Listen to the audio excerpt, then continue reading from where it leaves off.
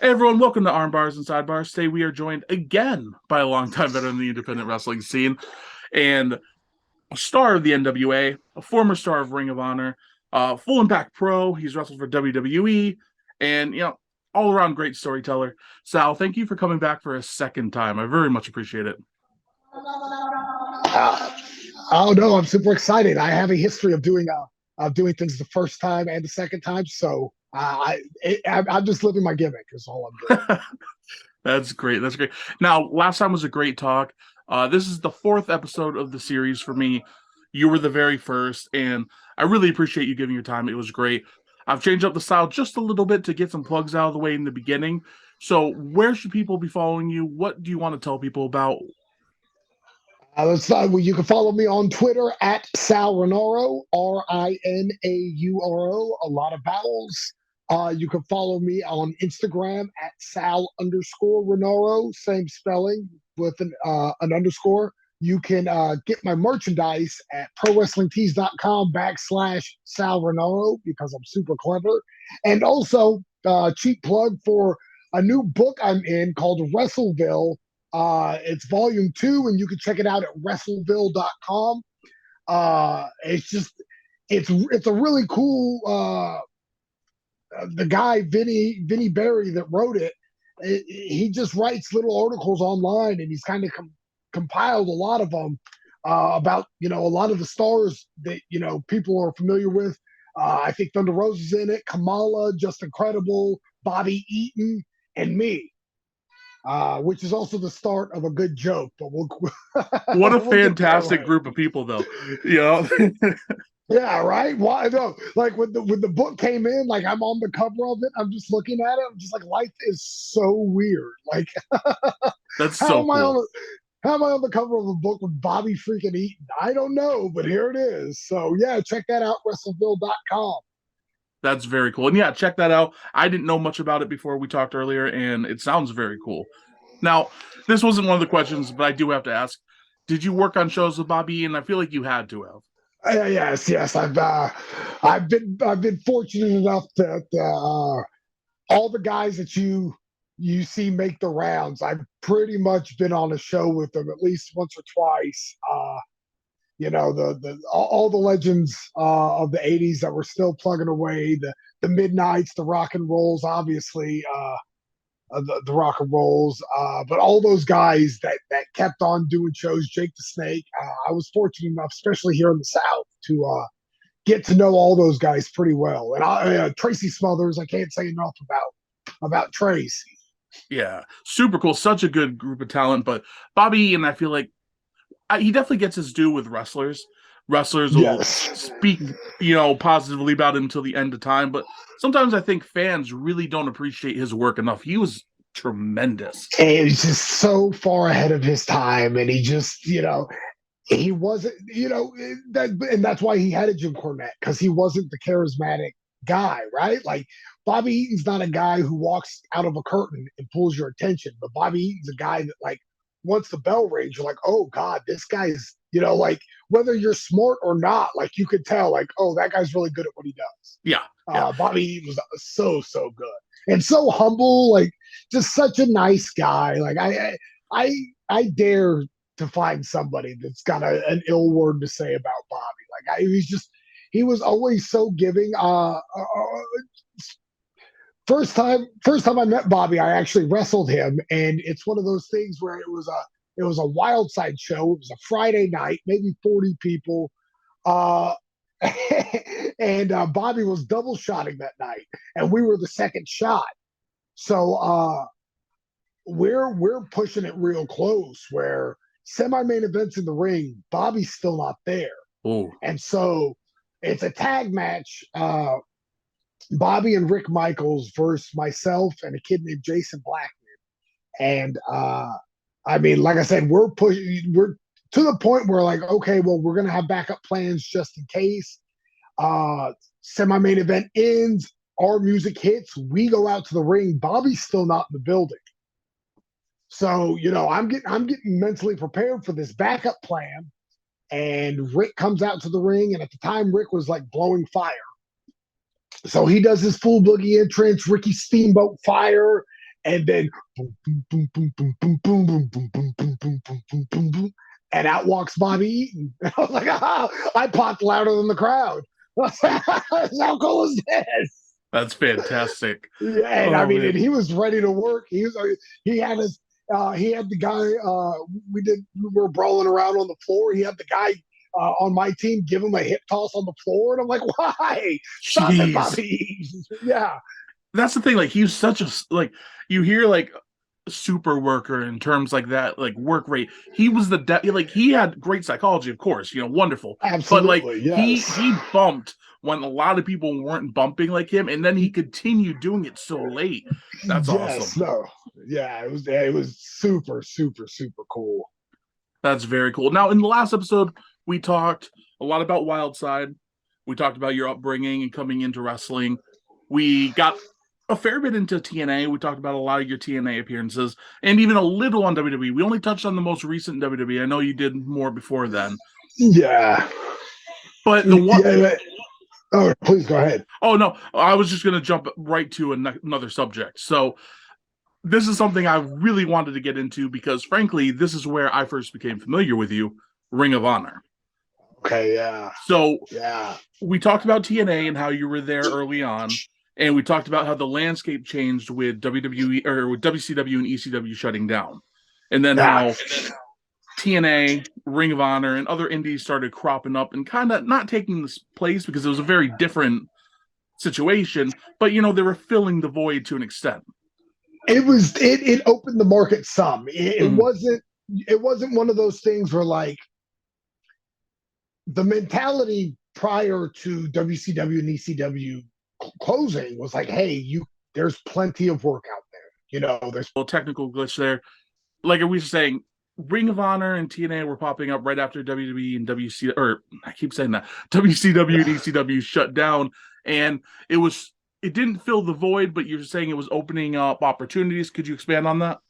yeah. So there was the mentality when I first broke in that there was three companies that you can get on with and have a full-time gig, and that's your job, and you're a pro wrestler.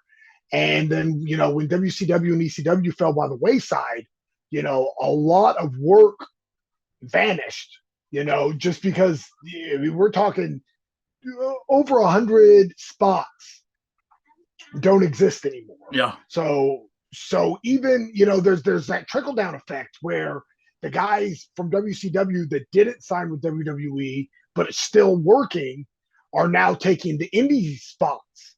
So Mm-hmm. the guys on the indies, are losing spots because there's bigger names out there. Like Yeah.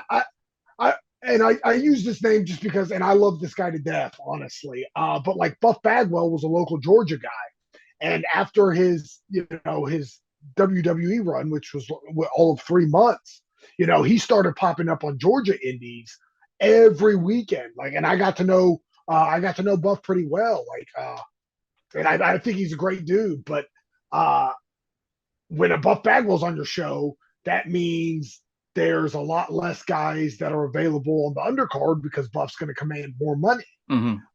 So you're either taking a giant pay cut or you're not booked. And that's just kind of the trickle down effect of those companies closing. But once TNA opened up and Ring of Honor, and I'd even say more so Ring of Honor, just because TNA is a Wednesday gig. Yeah. So all those guys are still taking weekend bookings to supplement their income because those first couple of years of TNA, I mean, those guys weren't making a healthy living Yeah. just off the Nashville shows. So they were they were making towns like the rest of us too. But with Ring of Honor now, it's out with the old and with the new. It's all this young crop of guys that were hungry and ready, and determined to prove that they could be primetime players.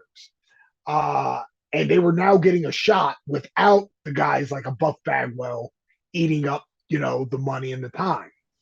So when did you first hear of Ring of Honor? Did you know when it was starting up the first show? Yeah, before it even. So I, like a lot of guys at the time on the indies, were very intrigued by the King of the Independent tournament that was held in California in '01, right? So like at the time I was living with Todd Sexton and Tony Stradlin, who went on to be Tony Santorelli. He worked some in Deep South, tag team High Impact. He had a developmental deal. But Todd Sexton and Tony were both part of Shawn Michaels' last class of students from the Shawn Michaels Wrestling Academy. So it was the three of us in an apartment, and they would tell me these tales about American Dragon and Spanky and Lance Cade and all these guys that were Texas guys that were kind of floating on the indies, because while the two Bryans, Kendrick and Danielson, were signed, as soon as the WCW buyout happened, they both got cut. Yeah. And so, but they kept tabs on them because they all went to the same school. So and right there was more victims of the trickle-down effect that you were talking about before, where even in developmental, there's only so many spaces.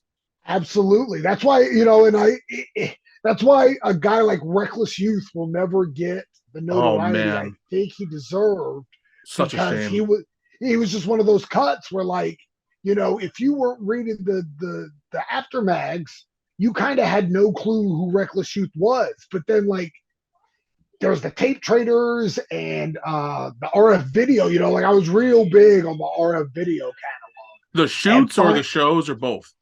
All, yes. Obviously the shoots, just because, he especially, Shawn's my dude, and Shawn Michaels did a shoot with them in 2000. It just blew my mind, right?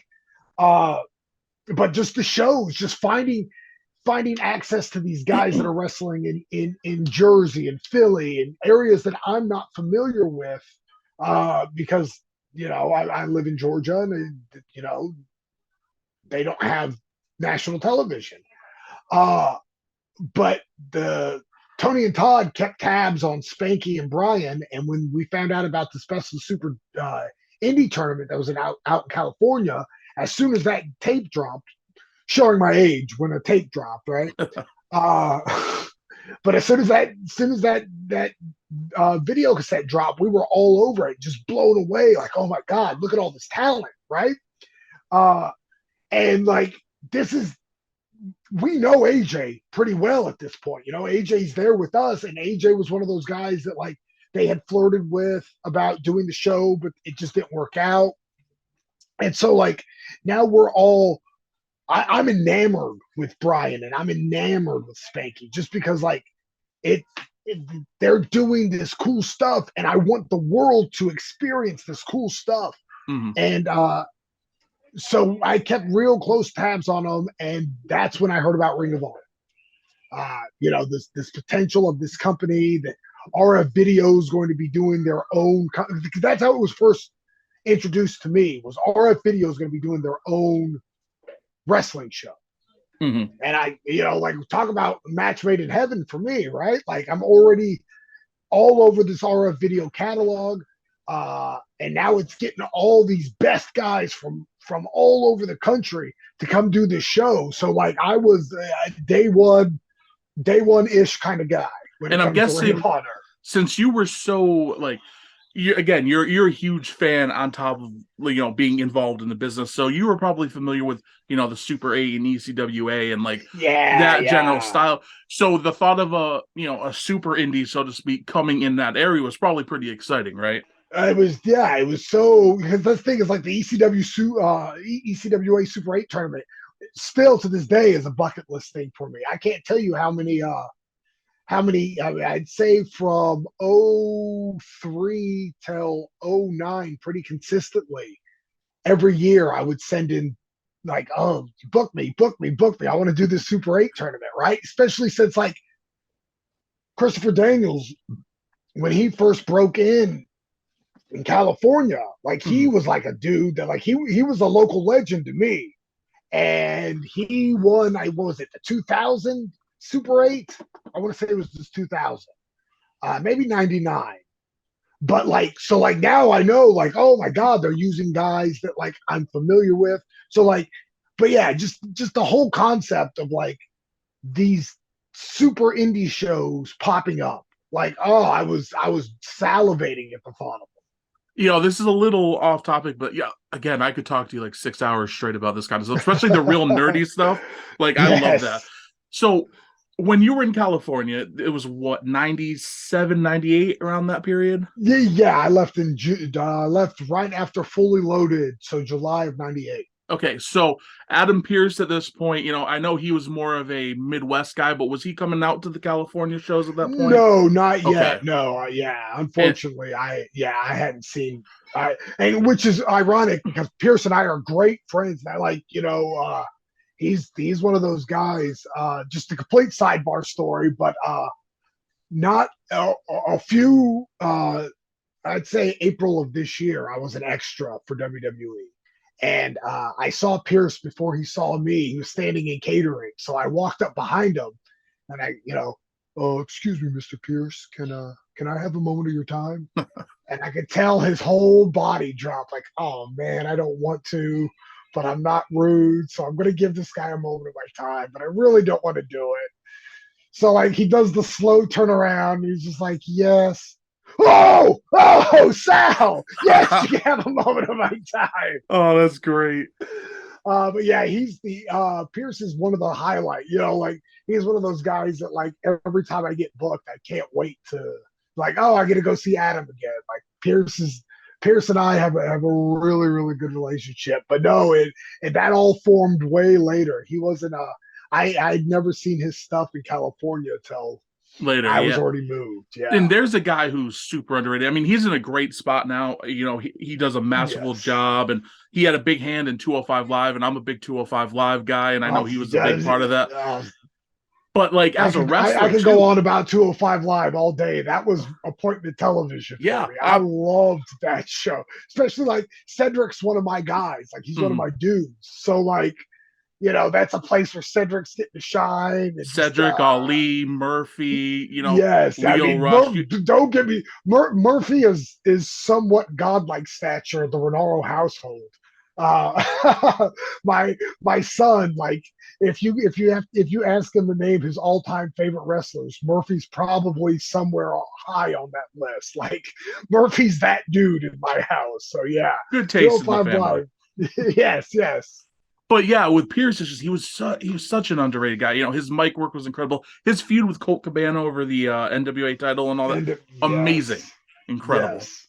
Okay, so and again, I could go on and talk about the Midwest guys because that was interesting. You had the rise of the heroes, the punks, the cabanas, Yep. and Yep. and because they traveled a lot, you probably did see them come down right at one point before Ring of Honor, or no? Yeah, well, Punk and Cabana has said this to this day. He'll say this to this day because again, Cabana's another one of those guys. I'll probably talk to tomorrow, right? He's always said one of his regrets was never making a stop at Wildside, uh, just to do it, right? Like that's kind of a bucket list thing that he never got to fulfill. Mm-hmm. But like I had those are guys that I would see the tapes of, but like uh Hero, yes. I mean, and keep in mind at the same time, I'm also, Jimmy Rave was my best friend, and Jimmy and I are both starting to do IWA stuff together. Or Jimmy got booked there first, and he would come back and tell me these tales of the Chris Heroes and the Colt Cabanas and CM Punks. Uh, so I was kind of hip to all these guys before the ROH stuff was really going for them too, and just like such incredible talent, such a wild time to experience the wrestling business, just because there was so much star potential out there Mm-hmm. that and nowhere and at the time there was nowhere to really showcase it. You wonder if ECW had stuck around and you had your low keys, your homicides, your punks, Yes. yourself, like all these people, yourself included, and it's just you can only imagine how it could have gone. It's fun, the name that always sticks out to me as the like, if the business had kept, if nothing had gone out of business, who would have really risen to the top? I, I, I hate that Amazing Red didn't get Oh yeah, more. just like, and it's not a knock on any of those other guys, No, because of course clearly, I not. mean, but like, Red was to experience amazing Red in 02, 03, 04, where it's just like this dude doesn't even kind of have the same match. Yeah. Every match he has is so unique and so original and so incredible. Like these spots, you like, I couldn't even imagine, right? Like the first time I saw the Code Red, the Sunset Flip Powerbomb, Unbelievable. my brain dropped. Like, what just happened? I don't You think it's an know? exaggeration to say, like, and Ray is an icon, but I think if Red had stuck around and WCW had stuck around, I think Red would have Yes, had a change on the WCW Cruiserweight division similar to what Ray did. 100%. And I think like, again, like, with the SATs, like, Yeah. I think people would talk about the SAT ECW World Tag Title run Mm-hmm. in great fondness, like the Yeah. Eliminators, right? Like, and it's just they all this talent came out at such a low point in the business Mm-hmm. as far as national visibility for everybody not under Vince's banner. And it's such a shame, just because like, I couldn't agree more. Like, Red protected and in front of a national television audience would have just, I mean, he would have been such a big deal. He was so, and it was little things that Red did. Red, for all the high spots he did that were awesome, Mm-hmm. Red's selling is what hooked me. Like, that guy could sell like he was shot 12 times. Like, it was just so good. It was so compelling. Yeah, he was one of the first people I can remember to draw me into TNA because I was getting into TNA. I saw a few of the pay-per-views, but especially once they got on FS1, Yeah. and he just had a distinct look, and he was just great, just great. Yes. He was so different. Okay, But so sorry. yeah, but those are the names I had heard when they're floating this Ring of Honor idea out there. The Daniels and the Bryans and the Reds and the SATs and the Briscoes. I'm just like, oh my god, but this is all one show. Like, oh, heaven's a place now. That's cool. Very much a super indie in that sense. So you knew RF was behind it. I'm not sure the exact timeline for everything so you'll have to walk me through it a little bit. When did you Okay. first get in touch and with who? Was it through the RF guys? Who got you in touch with the Ring of Honor? No, so the Bill Barron, super agent to the stars and lack thereof, including myself. Always helps Uh, you out. yes, no, and Bill had a connection with ROH, and they I'm trying to think of the timeline, because I definitely mentioned to Bill, like, yo, sign me up, like, whatever, whatever I got to do, I'm down, like, I'm game. Please get me in on any of these shows. And he was always like, we're working on it. We're working on it. They want a carload of guys from Georgia. You're on the list. Like, okay, okay, okay. Well, while I was playing the waiting game with Bill, Jimmy Rave was doing IWA Mid South, which was kind of like a gateway. He was doing IWA Mid South and CZW, which were Mm-hmm. kind of like the gateways to ROH. Like, if you could be good, if you could be technically sound and good there, ROH was interested. And so Jimmy got a couple tryout matches. And Jimmy, like I said, Jimmy was my best friend. So Jimmy was always like, Sal, I'm going to get you on. I'm going to get you on. I'm going to get you on. And then finally, I think it was right before the RF stuff went down. Mm-hmm. Or no, I'm sorry. It was before then. It was maybe October of 03. Whenever the special case stuff, they were doing the Yeah. special case stuff, right? And they were doing interchangeable guys. And Jimmy was normally a flight guy, but they were doing a show in Dayton. And Jimmy calls me up. He goes, "Hey, can you drive me to Dayton?" I'm like, "For what?" Because I mean, it was literally out of the blue. "Hey, can you drive me to Dayton?" I'm like, "For what? What are we doing?" Yeah. And he goes, "ROH is doing a show in Dayton. I want you to come up and meet Gabe. at least show face. Like, oh yeah, 100%. I'm in. I'm in. Well, later on, I found out that Jimmy had pushed me to Gabe, and that they were going to fly him to Dayton, but he passed just so I could drive him and get on the show. Uh, he never admitted that to me, but I had heard it through the grapevine other ways. That Wow. yeah, Jimmy kind of bit the bullet to help me get on. But Talk about a good friend right there. yeah, no, I mean, gee, he was the best. He was the best. Can we go actually real quick and talk about Jimmy Rave? Because obviously, you know, 100%. we didn't get to Any time of the day. my thought, and I didn't know how close you were with him before Ring of Honor, so he was going to be part of the Ring of Honor questions. But since you knew him beforehand, could you talk about when you first met him and everything with that? Jimmy was my third match in Georgia, and neither one of us were 18 yet. I mean, we were babies, right? Uh, his birthday's December 8th. Uh, so I'm like 3 months older than him, but he was always my big brother. Uh, but I met him at it was some high school gym in Milledgeville, Georgia, which is in the middle of nowhere. And the promoter of the show had me working twice.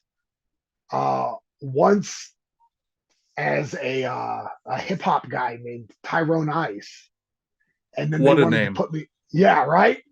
Uh, I was from the northeast side of the Southwest. Um, That's great. and then they put me under a hood, and I don't know why, but I thought it'd be hilarious to pull my hair out through the hood like I had this giant mustache. Uh, and that was the first night I met Jimmy, and that was the first night I worked Jimmy under this ridiculous Mexican luchador get up. That's great because Dutch Mantel, he has his famous facial hair. Yes, He did yes, like yes. the whole Midnight Rider gimmick in some territory, but he had the mustache out with the Poke mask. And that's through, just yes. great pro wrestling. Same with Hogan as Mr. Oh, America. yes, which is still one of my favorites is that Mr. America. It just makes me chuckle. But yeah, so one of the things, I mean, like I said, I mean, neither one of us are 18. I mean, we were both babies, and we were just kind of finding ourselves in pro wrestling. Neither one of us. I mean, I doubt there's even footage, but if I were to go back and watch it, I mean, it'd be apparent we had no clue what we were doing, yet we had all the answers, right? And my favorite part is of that match will always be. I used to rib Jimmy about it all the time. He mumbles something to me. He gives me a drop toe hold and mumbles something to me. So I'm like, I don't know what he said. So I'm just going to kind of sell this drop toe hold and see where it goes. Well, he grabs my arm and starts doing a La Mahi Scrawl Cradle, which is, normally a guy's on all fours and you hook the arm with your leg and roll through into an Oklahoma roll. Well, I'm not on all fours. I'm as flat as a pancake. And so Jimmy's working around my flattened body, trying to do this pretty roll up, Oh, and it's Lord. just inconceivably awful. And for years, I mean, because Jimmy and I ended up wrestling probably 8 million times. And for years, I would always try to get him to Lamar ground cradle me so I could flatten out like a pancake. What a rib. Yeah, yeah, it was, but yeah, I mean, and it was just one of those things where after the match, because Jimmy's one of those guys that like he had just started getting on at Wild Side at that time, and I wasn't there yet. And he was like, you should try to get on there. I think you would fit up there." And I was like, "Okay, thanks." And I kind of, didn't go immediately. I knew Wild Side was the destination that I wanted to get to. But once I got on there, Jimmy was one of the first guys like, "Oh, I'm glad to see you." And like I said, at that point, I had moved in with Todd and Tony. It was just the three of us in an apartment in Atlanta. And that kind of became the Wild Side hub because a lot of the guys were still living at home with their parents, right? Hmm. There's very, very few of us living out on our own. So like if they wanted to hang out and not be under adult supervision, they would come what we called it Club 8B. Uh, Cleverly enough, because the apartment number was 8B. Very We were clever. real, yeah, yeah, we were super smart. Uh, but that's really where mine and Jimmy's friendship grew. Is Jimmy was there all the time, and for whatever reason, I mean, he just took a special liking to me, and I mean, he was my best friend till his last day. I mean, he's the guy I look up to most in pro wrestling. Uh, I still text him. I'll send him messages on Instagram or whatever. Uh, just most of the time, it's ridiculous stuff. Like a couple months ago, a poster came out. Me and a buddy of mine somehow got put into a tag match where it was me and Tony Atlas versus my buddy and Bob Orton Jr. Oh wow.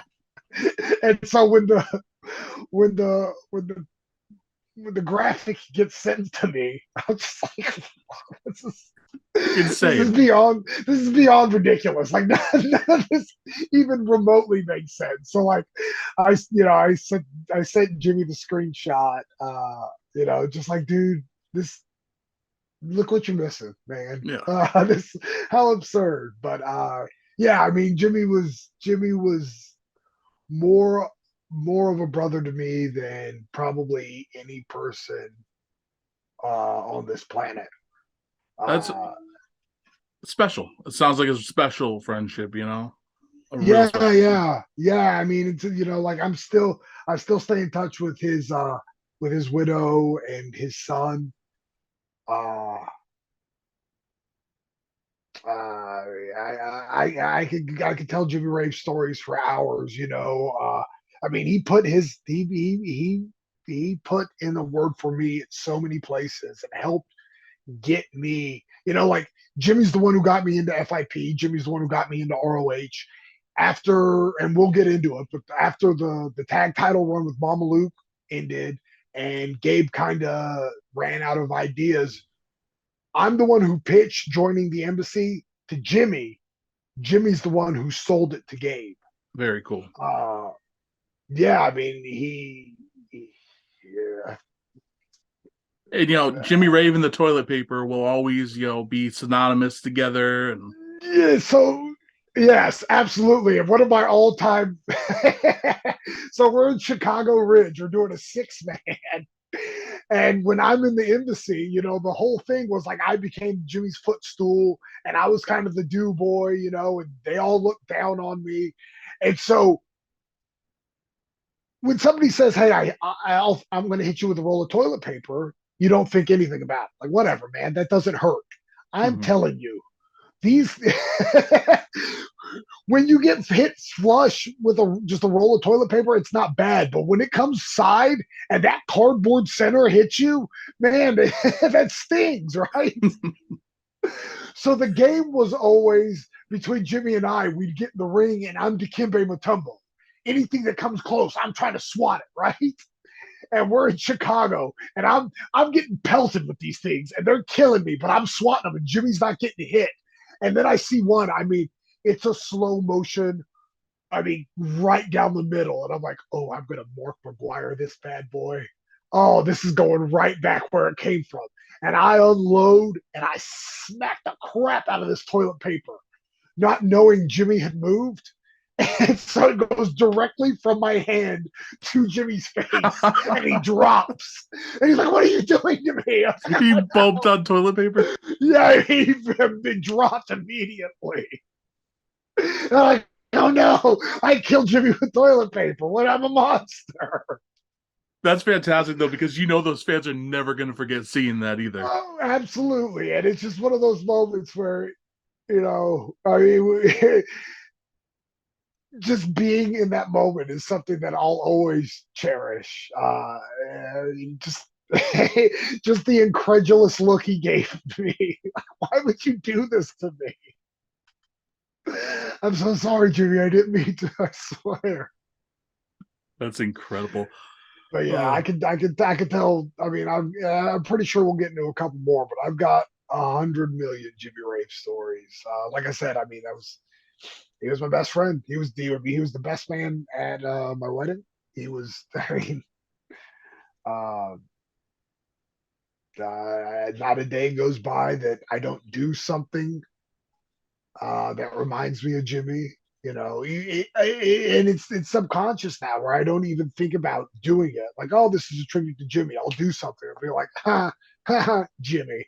You know, I think about him every day, and and I miss him like crazy. and it's great to keep somebody's legacy alive by telling these stories. Spreading all the joy that they've brought to people. And thankfully he also has he was on TV. He was on TNA. He was on Yes, Ring of Honor. So yes, you know yes. it's Uh, great. yeah, that's the Jimmy's legacy. I think will forever be. I mean, like you said, the toilet paper stuff, I mean, that's stuff of legend, right? Hmm. Like that's the stuff that, 40, 50, 60 years from now, people are going to go back and look at it. It's like, whoa, that was cool, right? Like it was so interesting. It was just so cool. It was such a moment. And like, even if somebody else tried it today, it wouldn't be the same. No. Because I mean, it was pure magic. And I always Uh, have a soft spot in my heart. And I know a lot of people probably don't even remember it, but the Rock and Rave infection, it was something I have a yes. soft spot in my heart for. Yes, no, and it was so when Jimmy first got to TNA, so like legitimately, he got off the phone with Terry Taylor, and the first person he called was me, and he's like, "Yo, I'm I'm going to TNA." I'm like, it's about time, awesome, great, Yeah. uh, and so like Jimmy was also always very worried about his spot, and I was like, "Dude, don't worry about it. Like they wouldn't have, they called you, right? Like you were interested, but they called you." Hmm. Enjoy it, enjoy the ride. And so when they gave him the rock and rave thing, he didn't have a Wii. He had no idea what was the rock game called? Not Rockman, Guitar Hero at the time, I think it was. Guitar Hero. That yeah. And he had no idea what it was. So he was like, dude, we got to go get a Wii. We got to go get this game. So we spent probably 3 days straight just playing Guitar Hero so he could figure out what he was on TV. It was like, this is the most absurd thing I've ever done in my life, Jimmy. I'm That going to feels need like to Pro bring. Wrestling 101, though, at the same time. Absolutely. And little known fact, so the mesh shirt he used to wear in the Hmm. Rock and Rave infection? Uh, that was mine, which I may or may not have procured from an old WWE bin. Uh, so at the time, Rick Michaels was doing, he was one of the seamstresses for WWE. And so I was hanging out with Rick, and Rick knew I was a huge Christian fan, just a huge Christian. Like Christian was my dude. Well, Christian had just left WWE, and in one of the bins, there was a couple of his shirts. And Rick goes, I mean, he doesn't even work here. He wouldn't know it's gone, would he? And I was Yeah. like, I can't imagine he would. And I left it at that. And sure enough, when we got back to Georgia, I opened up my bag and Rick had slid one of Christian's shirts into my bag. Uh, uh, and so, like, that was like a prized possession of mine because, like I said, Christian was my guy. Like, I loved Christian. Hmm. And then when Jimmy started doing the Rock and Rave infection thing, he asked if he could use it. And I was like, I can't imagine. I can't imagine it going to a better place. So that black mesh shirt that Jimmy was doing Rock and Rave infection in was actually one of Christian's shirts. What a cool piece of history, the fact Yeah, that yeah. it went from Christian, and he was I mean, he still is phenomenal, but like, I Oh yeah. really gravitated towards him during like that Instant Classic, the Peep Yes, era, and yes, then onward, of yes. course. And then the fact that that went to you, and then that went to Jimmy Rave, that's a great story. Wow. Yeah, yeah. Wow. Yeah, Very crazy, cool. huh? So I'm sorry, I just sidetracked us so much with so many side questions. I apologize for that. Oh no, that's fine. That's fine. But going to Ring of Honor that first time, Oh yeah, so I get there and like I had been given the heads up, like, hey, you're probably not going to get a match, but we're doing a big Special K thing. What do you think about being a member of Special K? I'm like, dude, well, yeah, of course. Like I want to do anything, right?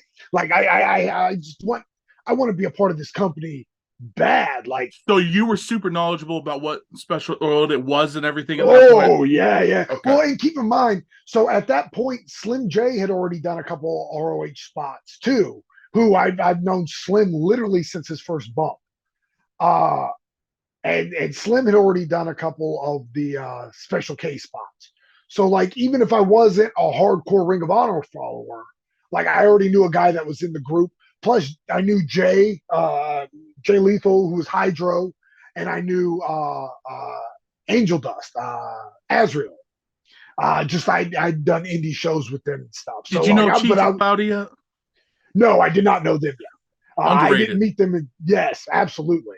I didn't get to meet them until this Dayton show actually. But I had been told like, hey, if you want it, there's a Special K spot for you, and like I'm on cloud nine, like oh my god, no pun intended. Uh, but like this is awesome, right? Especially since like, and the irony of it was, I've always been straight edge. Like I didn't know that's what the term was called until Punk used it. But I've never done drugs or alcohol or anything. So I was like, of course I'm going to be in the in the stoner group. Of course. Uh, that just fits right up my alley. Uh, well, on the way there, this is 03, 04. Jimmy's got his flip phone, and he's or what was it, the BlackBerry, and he's reading. There's a huge Special K member. There's this huge like surprise member joining Special K in Dayton, and I'm like, wait, what? Like this is are they? Is it me? So like I'm kind of now like, what is going on here? Like I'm this. Am I a big surprise member of Special K? There's no way. Spoiler alert: it wasn't me. It was Abyss, which is Definitely a bigger surprise. yes. A little different style athlete. Me and Abyss. But yeah, they it was crazy because like they're putting the match together, and a lot of the guys had recognized me, just from my wild side stuff or whatever. And they're putting the match together, and I'm not officially in the match, but like they made sure there was a spot where I got to just slide in the ring and start dancing. And then there was another huge dive sequence, and they wanted me, like I got to be the last dive. Did you have your name? Like, did they give you your name that night or No, anything? That was well, later. so no, so I picked the name. So, and it's just one of those things where we do the spot, and everybody's like, dude, that was awesome, that was great. What's your Special K name? And I was like, oh, dude, I haven't even thought about that. I just happened to be wearing a Carmelo Anthony jersey. Mm-hmm. And so I was like, what about Mello? Perfect. And they're like, oh my God, yeah. I was like, hey, I'm the smartest man on the planet. Thank God I wasn't wearing like a Sean Kemp jersey or, like, Oh boy. yeah, it was one of those things where it just worked out well. And I was like, oh yeah, Mello totally fits everything we're trying to accomplish with the Special K thing. Like, especially since I'm so the opposite of Mello, like I'm upbeat, like the I like I said, like I slid in, I did the Alex Wright dance, I do this like the Takamichinoku dive, like the antithesis of the meaning of the word. So I was just like, I love everything about that name, and they loved it. Uh, and I'm just like, oh my God, I can't believe this. Like, we're on the way back, and Jimmy was like, dude, Gabe lost his mind when you were out there. Like he was really, really happy with your stuff. And I was like, I couldn't believe it, right? Like this was the place to be. If you're not signed by Vince, even though TNA, had bigger name stars and better paydays, if you're on the indies, Ring of Honor in 04, 03 was the place to be, bar none. It probably opened a lot of doors too, just being there because it's Yes, the top indie. Now you're suddenly a lot more sought after. absolutely. And I had no fear of traveling. So, when guys would reach out to me, especially up north, Philly was such a hotbed of wrestling at the time, but Philly, Jersey, all them, I was very easy to negotiate with to get in a car and drive for hours by myself if need be. There's a whole bunch of questions I could ask from there because I do want to hear about Biss because I know you were talking about you knew him as Justice, Prince Justice, Prince Justice, before yep. he became Abyss. What was it? Wildside where you first met him? Yeah. I met Abyss in Wildside, Chris. I met him in Wildside, and he was wearing like this purple singlet, and they would chant Grimace at him, and I was just like, this is like I didn't get it right. Like I just like it was just an odd. Like you could see that the guy was talented, but I was just like, I don't understand what's happening here. And then he went down to Puerto Rico and he was at that first TNA pay per view and he had the Abyss look and I was like, when before I had seen him in ring, I was just like, oh, they gave him the mankind mask. Mm-hmm. I don't know if that's gonna fly. And then he went in the ring and I was like, oh no, that's right, he's really good. This will be fine. Just like with Red, Abyss was the guy who I gravitated towards instantly Yes, with TNA. He just yes. the chain, he had like the kind of like a prisoner. Well, I guess it wasn't really a prisoner get up yet, but he just the look, Yes, just the yes, arms crossing and the black hole yes. slam, and it was And the just so big cool. chain, and yeah, no, and he's another one of those guys that I mean, which just goes to prove that like what Ring of Honor set out to do and accomplished. Mm-hmm. Because when I go backstage at WWE now and I see Abyss, and it's always just this big, giant hug. Uh, he's just another one of those guys. And to intertwine, it's an Abyss story and a Jimmy Rave story and a Ring of Honor story. I'm fast forwarding a little bit, but It's okay. so we're doing a 6-man. It's me, Mama Luke, and maybe Jay Fury against Jimmy, Shelly, and Abyss. And I don't know why, I mean, especially in that era, a lot of guys were doing chops. Chop, chop, chop, chop, chop, chop, chop. We had just seen uh, Kobashi and Joe, probably 2 months before this. So like everybody's on this chop phase. And the day before the show, Jimmy and I were hanging out. Because keep in mind, like I flew with Jimmy. Like we were constantly together. But I'm hanging out with Jimmy, and I'm like, yo, what if you give me a face chop? Ooh. And he's like, why would I do that? I was like, I don't know, just because like everybody sees chest chops. Like, what if we mix it up? And he was like, I mean, if you'll take it, I'll do it. And I'm like, yeah, man, I think it'd be cool. So we're working this match, and they're getting a little steam on me, and they got me in the buckle. And Jimmy gives me a chop, boom, and I sell it. He opens me back up and gives me a chop, boom, and I sell it. And then he opens me back up and he goes to chop again, but I put my hands in front of my chest. So he chops my face. Whack! And the crowd kind of like groans, but all I can hear is Abyss and Shelly going, Jimmy, why would you do that? And then Shelly shoot tags himself in and like nares me out of the buckle and grabs me in a hold, and he's just looking back at Jimmy. He's going, why would you do that? He's your friend. That's Oh, that's and amazing. I can't sell because I'm in full. I mean, A, I'm in tears because I just got face chopped and ow, horrible idea. And B, because both Shelly and Abyss are giving Jimmy the business, like For your idea. Yes, for something like this thing is because we didn't tell anybody. They didn't need to know about it. Yeah. Like it wasn't a vital part of the match. So they're just relentlessly giving Jimmy the business, and I can't breathe because I'm laughing so hard because poor Jimmy just did what he was told to do, and they're just not happy about this situation at all. And it was probably, I mean, it wasn't until we got to the back and I was able to breathe that I was like, guys, that was my call. They're like, oh, well, that was dumb. I was like, yes, it was dumb. But thanks. I know when I get into a fight, who's got my back, right? Like, good Yeah, absolutely. gracious. Hey, good for them. Good for them. Yes, yes, no, Mount Montgomery Country Fairgrounds Coliseum in Dayton, Ohio. Does that ring a bell? yes, Because yeah, that's what I'm looking. You guys had 2 6-man tags. One was with Jay Fury and one was with Delirious. So I'm not sure okay, which one it yeah. was, but I'm pretty sure it was the Jay Fury one, both were in Ohio. So but yeah. Uh, I'm pretty sure. Yeah. No, Oh no, because that might be Detroit. Anyways, yeah, I'm gonna say it was the Jay Fury match. But yeah, I mean, I'll just that might be one of the. I don't know if I've ever laughed harder in the ring.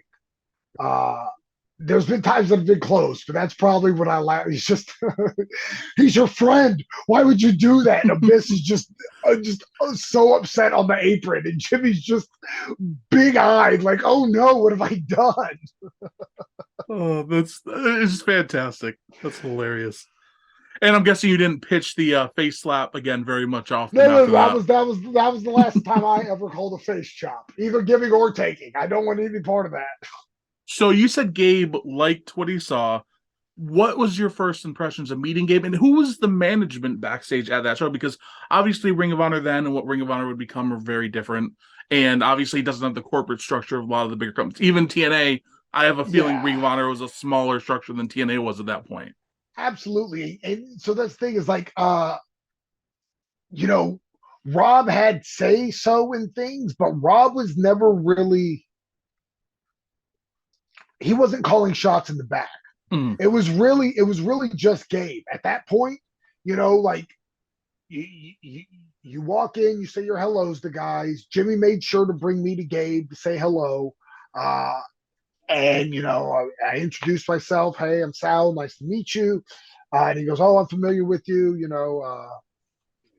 Are you comfortable doing the Special K thing tonight? Absolutely. Okay, great. Uh, you know, and that's it. Like this is it's crazy to me, especially nowadays, the way the business has changed with agenting, mm-hmm. where back in those days there was a lot of wild west where you talk directly to the booker tells you what his idea is, and then you're off to figure it out. Yeah. And it wasn't, because I'll see it. I still see it on the indies. I see it on the indies now today too, where oh, this is your match, this is your agent, and then you tell your match to the agent goes back to the booker will pull everybody aside. Yeah, I mean, it's just there's a lot more. There's definitely a ladder of command. Where back Mm-hmm. in those days, it was kind of just like, hey, Gabe, this is your match. I'm looking for this. Was he doing commentary at this point too? Because Yes, but or was that in commentary wasn't post? live. Okay, that Yeah, was in yeah, all post. the yeah, Okay. all the commentary was post. So, but yeah, he was McNulty, Craig. I can't remember. I cannot remember his horrible commentary name. It was real bad. Uh, but yeah, he was still doing, but all that stuff was done in post. All Yeah. right. All right. So, what were your impressions of it? Because it was a good sign that he said he knew all about you. That's a great sign. Yeah, which was awesome. And like I said, like I said, I couldn't have been happier. Everything that I wanted to happen for myself that night happened. Like I got to be one little part of this giant whole that was this match. Uh, I got to be a character. I got to dance. I got to do a dive. Uh, they made sure I had a special K name. Gabe told me, like, I'll be in touch for more stuff. You really fit in well with the group. It was everything. It was everything that I could have imagined it and more. Especially since like I had a comfort level because so Jimmy and I drove up and we ended up bringing Todd Sexton with us, who, like I said, was my roommate. Uh, Caprice Coleman was booked on the pre-show. AJ was there. Uh, I by that point I already known the Briscoes. I had known SATs and Red. So like A there was a lot of lot the of familiar. roster. Yeah, so there was a lot of familiar faces there. So it wasn't taking me and dropping me in a whole new battleground Yeah, like and showing hoping up I in the survived. WWE locker room out of nowhere when you weren't. At, exactly, yeah, and plus Jimmy was there, so worst case scenario, I could lean on Jimmy. Mhm.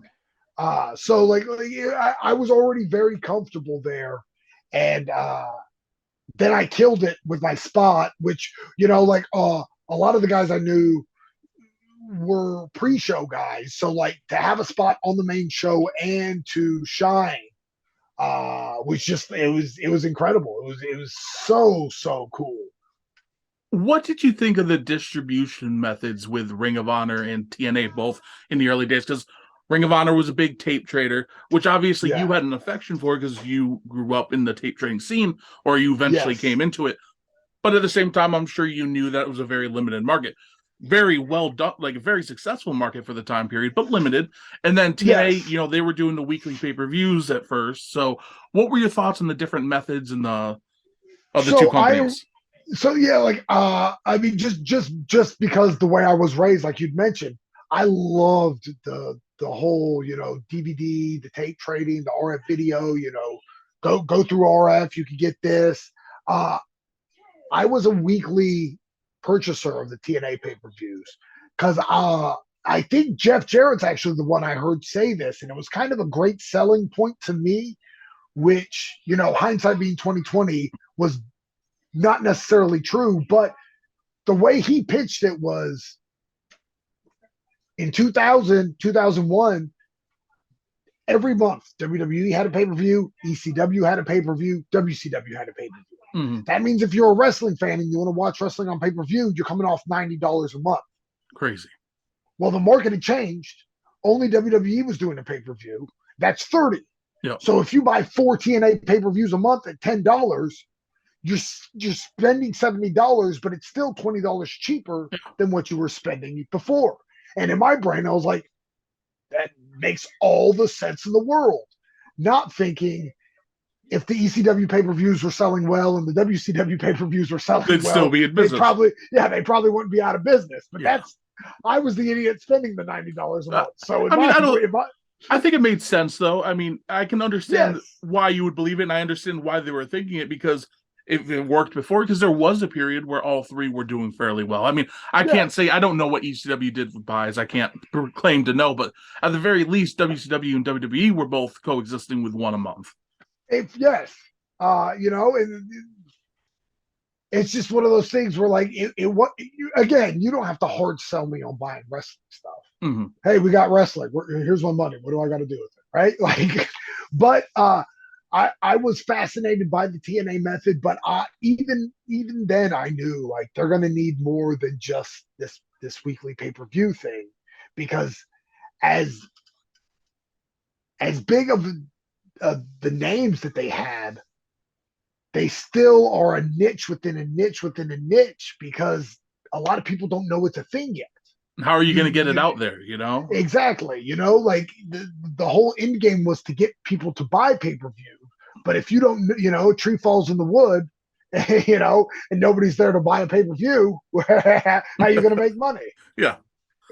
So, did you ever think like, and I don't know if you ever had these kind of conversations with anybody, but did you ever think TNA is going to have to shop around to get on television? Ring of Honor is going to have to shop around to get a TV deal. Is that something that was going through your head consciously in the early years, or? Yeah, even from Jump Street, I was kind of aware. Just I was able to look at the wrestling landscape and know like those are both destination places for me for different reasons. Mm-hmm. Definitely TNA, or definitely Ring of Honor more so than TNA, but they were destination places for me nonetheless. Uh, but I knew that their success was going to be predicated on whether or not they can break through the pro wrestling niche bubble and get to a wider audience. And And the only way to for people who are hearing this, because there's a lot of people who are only fans of the last 5, 10, even 15 years, they might not understand. The internet was, I mean, it was around, but it was yeah, still in its infancy. And it wasn't, you didn't have the streaming services that you have now. yeah, Wrestling was a lot less accessible. And even wrestling 100%. television, they weren't paying, like, you look at the money WWE is making for Raw and SmackDown, it's incredible. People are paying for wrestling now. It wasn't always like that. Wrestling used to have to pay to be on TV.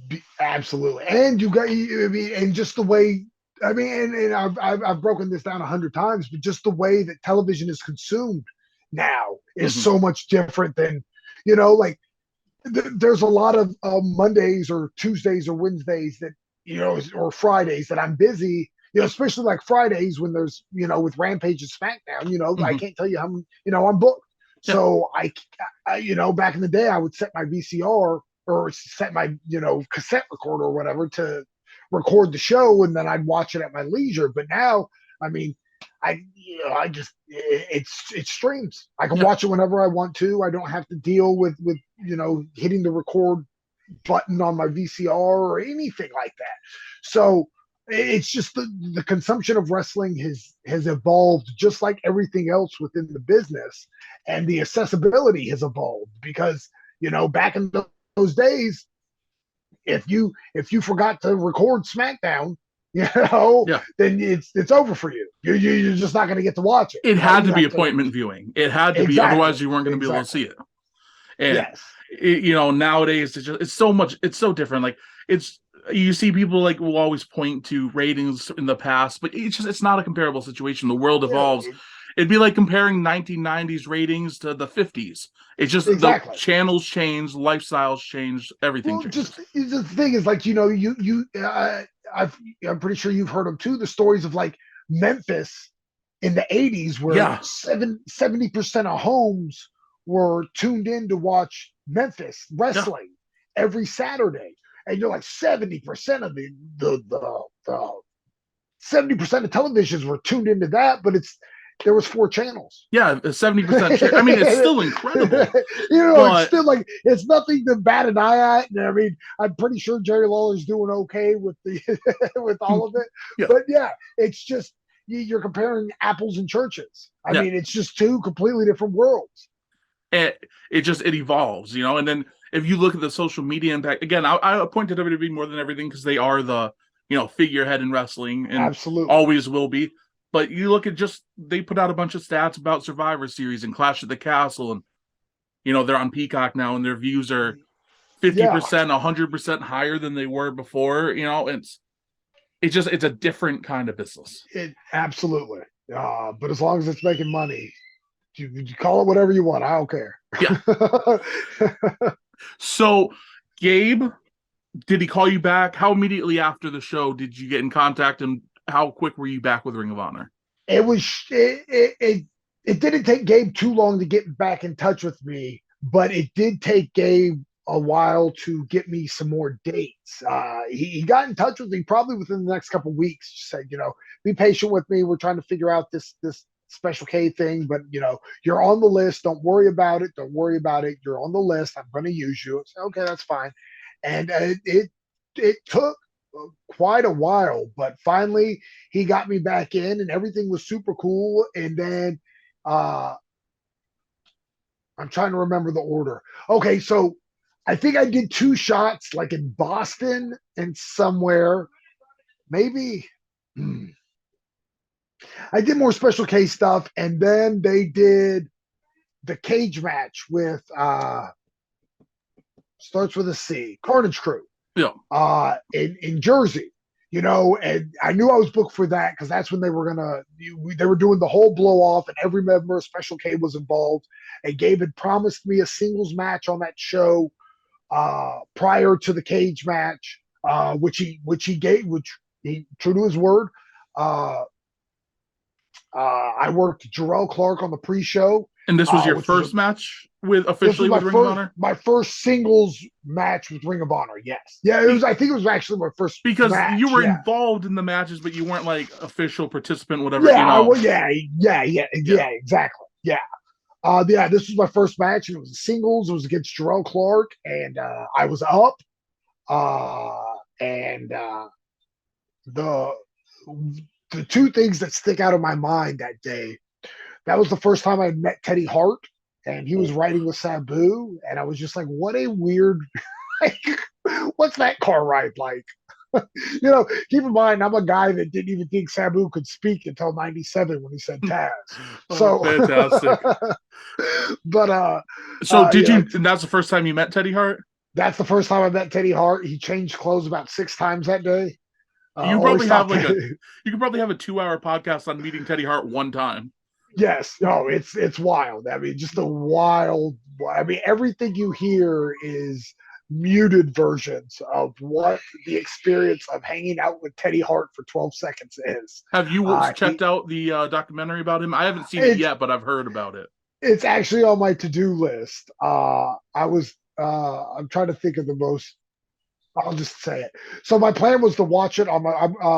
I'm driving to Nashville this weekend for the NWA tapings, Mhm. and my plan was to watch it on the road. But just in a weird twist of life is weird, I just got a call yesterday from Raven, uh, who I didn't know had my number, and goes, "You driving to Nashville?" I go, "Yes, sir." He goes, "You mind if I get the car with you?" Imagine being like, no, of course. Yeah. Well, younger me would have immediately said yes. Older, wiser me goes, "Does this mean I'm in the flock?" He goes, much "What?" better reply. Yeah. He goes, "What?" I go, "If I drive you to Nashville, can I be in the flock?" He was like, "Yeah, sure, you'll be in all the flocks." I was like, "All right, it's a road trip." So Serotonin, you're in all of it. yes, I'm in all of them. So my plans to watch the Teddy Hart series has been delayed a little bit because I'll be road tripping with Raven, which is a real sentence. That's Not a bad exchange though. Let's be honest. Yeah, well, it's just one of those things. I got on the phone. I was like, life is incredibly weird. So you brought up wrestling Jarrell Clark. Yes. That's a name that you don't really hear much about these days. Could you talk about how much did you interact with him and work with him? And Well, so and it was more so afterwards where I got to know Jarrell doing Full Impact Pro, but he's the first guy. And I'm pretty sure Jack did it first, but he's the first guy I ever saw do a 630. mm-hmm. And I was just, what just happened, right? It Like, doesn't make sense even now to me. dude, like you just didn't stop spinning. Like that's the most incredible thing I've ever seen in my life. And so that night was I had met Jarrell once before at an indie show where it was down in Florida, where Jarrell was in the first match, and after the first match, the ring broke to the point where they couldn't fix it, so the rest of the show got canceled. Uh, and that was the first time I'd ever seen Jarrell, but this is the first time I actually ever got to talk to him. And I mean, Jarrell was always a cool dude to me. I dug him a lot. Like I said, he did a 630. I mean, what more can you say? But my favorite Jarrell Clark story, you got to fast forward a little bit again. So when Davey Richards got brought into Ring of Honor, he got stuck working with Jimmy and I a lot. And Gabe's task for us was get Davey over. Right from Davey's the jump. going to get Davey over. Davey's going to be a player. Okay, that's easy. So we're doing a tag match. It's me and Jimmy against Davey and Jarrell, who Gabe was given a look at on the main roster. And for whatever reason, so Davey's brand new to Ring of Honor at the time, right? So like, he's the first guy I knew that would watch other guys' stuff on YouTube and have ideas, right? So like, but for whatever reason, he kept on calling Jarrell. It was Jerome, and so Jimmy and I latched onto that, and to this day, he's Jerome Clark. That's fantastic. And everything he does is so like one of his signature spots was he would do the handspring into a moonsault, like Bianca Belair does now. Mm-hmm. And Jimmy and I, like that night, he does it to me, and as he's in midair doing the moonsault, I look at Jimmy and I go, Jerome Salt, and just everything he did was a Jerome, and like, and he used to drive Jerome crazy. Just like, hey, what's up, Jerome? God, my name's not Jerome. Sure, it's not Jerome. I know. You ain't tricking me. But like, Davey was oblivious to it for years. Probably still thinks that's his real name. Yes, just has no clue that like he's not Jerome Clark. But I mean, it's just one of those things that whenever his name's brought up, I immediately think of Jimmy of Davey calling him Jerome. And ironically, that match, funny enough, so I think it was the first time Ring of Honor did a taping at Center Stage. We're fast forwarding years now. Yeah, this is recent. This is 2019, and I'm booked on the show. And Shelly and Saban are there. And these are guys I've known forever. Like I said, Shelly saved my life when Jimmy face chopped me. So after the show, Shelly was like, "Hey man, we never get to hang out. You want to go get something to eat?" I was like, "Oh yeah, of course." And so we're eating and we're just kind of talking business, and just kind of catching up. And out of the blue, Shelly goes, "Man, you and Jarrell Clark had a really good match on a pre-show one time." And I was like, "Oh wow, yeah, thanks." He was like, "Man, I really, really dug that match. Like, I really think Gabe dropped the ball with both of you guys. You could have done a lot more." And I was just like, what an encyclopedic memory for you to remember this obscure pre-show match with me and Jarrell Clark 20 years ago. Super cool though. Super cool. Yeah, it's wild. Especially from Alex Shelley, because he's another guy who, I mean, obviously he's found great success, Yes. but he's a guy who will never ever get to do just how good he really was. His style was just the coolest thing. So good. I'm such a big Alex Shelley guy. So yeah, no, this thing is like, I'm still the guy that like am blown away that these guys even know my name, right? Mm-hmm. So like, and like I've shared the ring with Shelly a million times, like I've been on the road with Shelly or whatever, but it's still cool when he's just like, "Hey man, something you did was good." I'm like, "Oh, 15 years ago." Yeah, at that point. That's super cool to me, just like, especially when you're that good. When you're Alex Shelley good, you don't need to tell Sal Rinauro his stuff from a million years ago was good. So like stuff like that's super, super cool. And it's authentic when he remembers it that long too. Yes, it's not like, oh, good match tonight. It was good match 15 years ago with this guy. Yeah, when we weren't even talking about it. It was organically brought up in conversation by him. So yeah, it's just, stuff like that's still super cool with me. So after the match with Jarrell Clark, were you a regular going forward, or was it still I'll let you know? And yeah, so because that's the night that they disbanded, they were breaking up Special K. So the payoff was Carnage Crew versus Special K in the cage. Mm-hmm. I mean, it was pure insanity. That's the night. So like, it's weird just the way my memory works. I knew Dusty Rhodes from Turnbuckle Championship Wrestling. After he left WCW, he opened up his own company here in Georgia called Turnbuckle Championship Wrestling. And I was fortunate enough to get on some of those shows. So I knew Dusty for years. I definitely want to hear about that because I didn't know you worked his shows. Oh, yeah. I've got a great story about that. I'll share with you in a minute. But so that night, the whole story is Carnage Crew's outnumbered by Special K because there's 150 of us. So we're in there throwing hands, beating them up.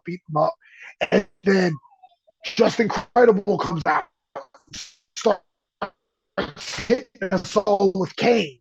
And I'm like, this is super cool. And like the Singapore King cracks over my skull and like shatters. And I was like, that was dope.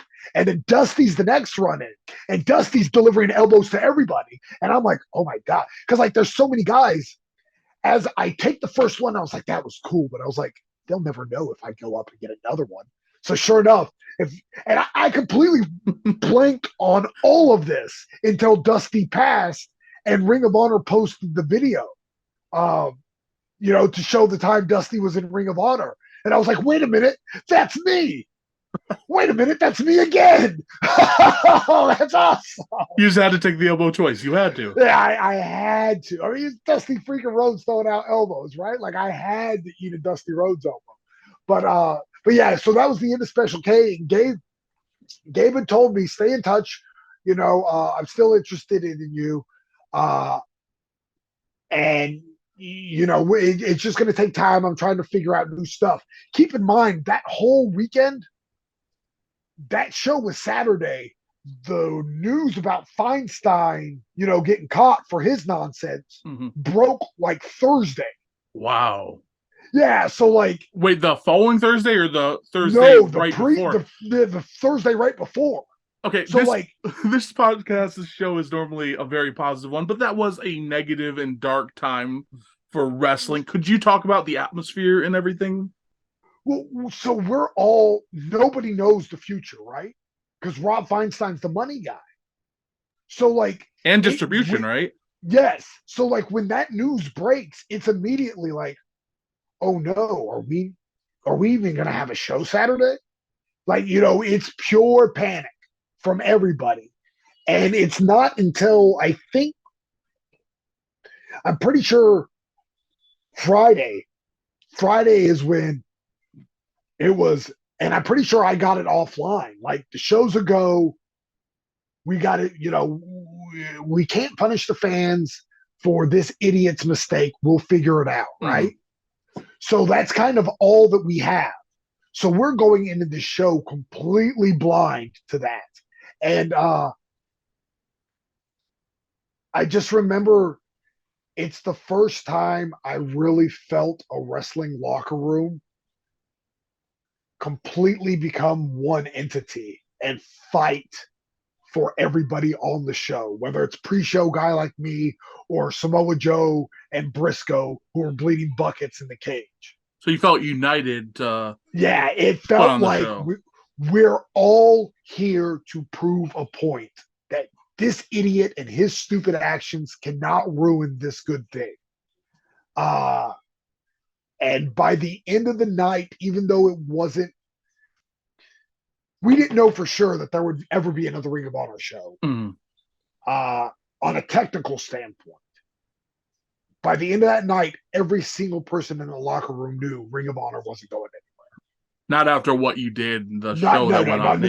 Not after that show. I mean, from top to bottom, every single person on that card busted their butt and gave the crowd 806%. I mean, it was a special moment. And I remember just because there was a dark cloud in the room. I wouldn't even say a dark cloud. There was just an elephant in the room that nobody wanted to talk about. Now, real quick, just to interrupt, was it on television Thursday or did news break Thursday? I can't remember the timeline. News broke. Yeah, no, the news broke. It had aired yet, but it didn't need to. Yeah, once the news broke, that's all that mattered. Yeah. I mean, it was everywhere that it needed to be for a company whose main connection with its audience was through the internet. And this is the headline on every, Mike Johnson, Meltzer, everybody's posting that, oh yeah, Rob Feinstein is we're all in trouble. So the show ends and we're all in the locker room. And I mean, everybody's jazzed, right? Because like we knew we had a hell of a show. And Gabe busted through the door and it's the most jubilant I've ever seen Gabe by far. I mean, he was just because we all knew, like I said, we all knew, even if they were to change the name, the company, the people in that locker room weren't done. They just, there was it was tangible magic. Like you could touch it. It was such a special moment in that locker room after that show. And there has to be a level of relief on Gabe's end because as stressful as it was for a wrestler, at least there's other Yes, avenues for you guys to work with him. absolutely. I mean, I guess FIP was probably doing that already by then. Well, But no, the FIP didn't start until that spring. oh yeah, so at this point, Ring of Honor was his sole focus, Absolutely. and as far as he knew, it could have been gone. So the fact that It was, everybody worked together to put up, that's got to be a special feeling. That's when you know you're on to absolutely. something special, is when the locker room will unite like that. Yes, no, it was. I mean, like I said, it was awesome. And then Kerry stepped up, and I love Kerry to death. I still exchange messages with Kerry every once in a while. Kerry Silkin, who ended up buying Ring of Honor, and really just steered us right out all the nonsense that was the Feinstein fiasco. And there's a guy who invested a lot of money, in Ring of Honor for a long time, and definitely deserves credit for that. 100%. I mean, I just think the world of Kerry. I mean, Kerry's just a great dude. He was always beyond good to me. Always took great care of me. Do you remember first meeting him, or?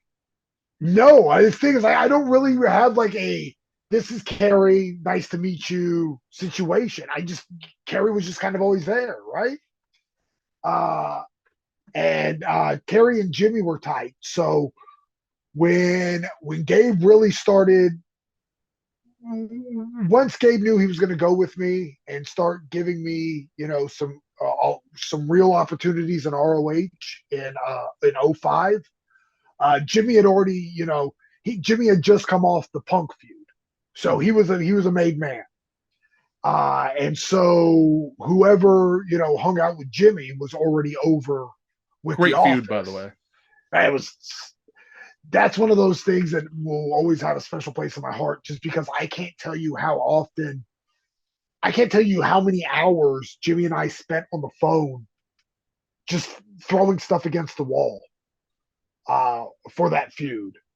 And this is back when, cell phone minutes were monetized. So it had to be some good stuff, because we're not just making these phone calls after 9:00 when it's free. We're at noon.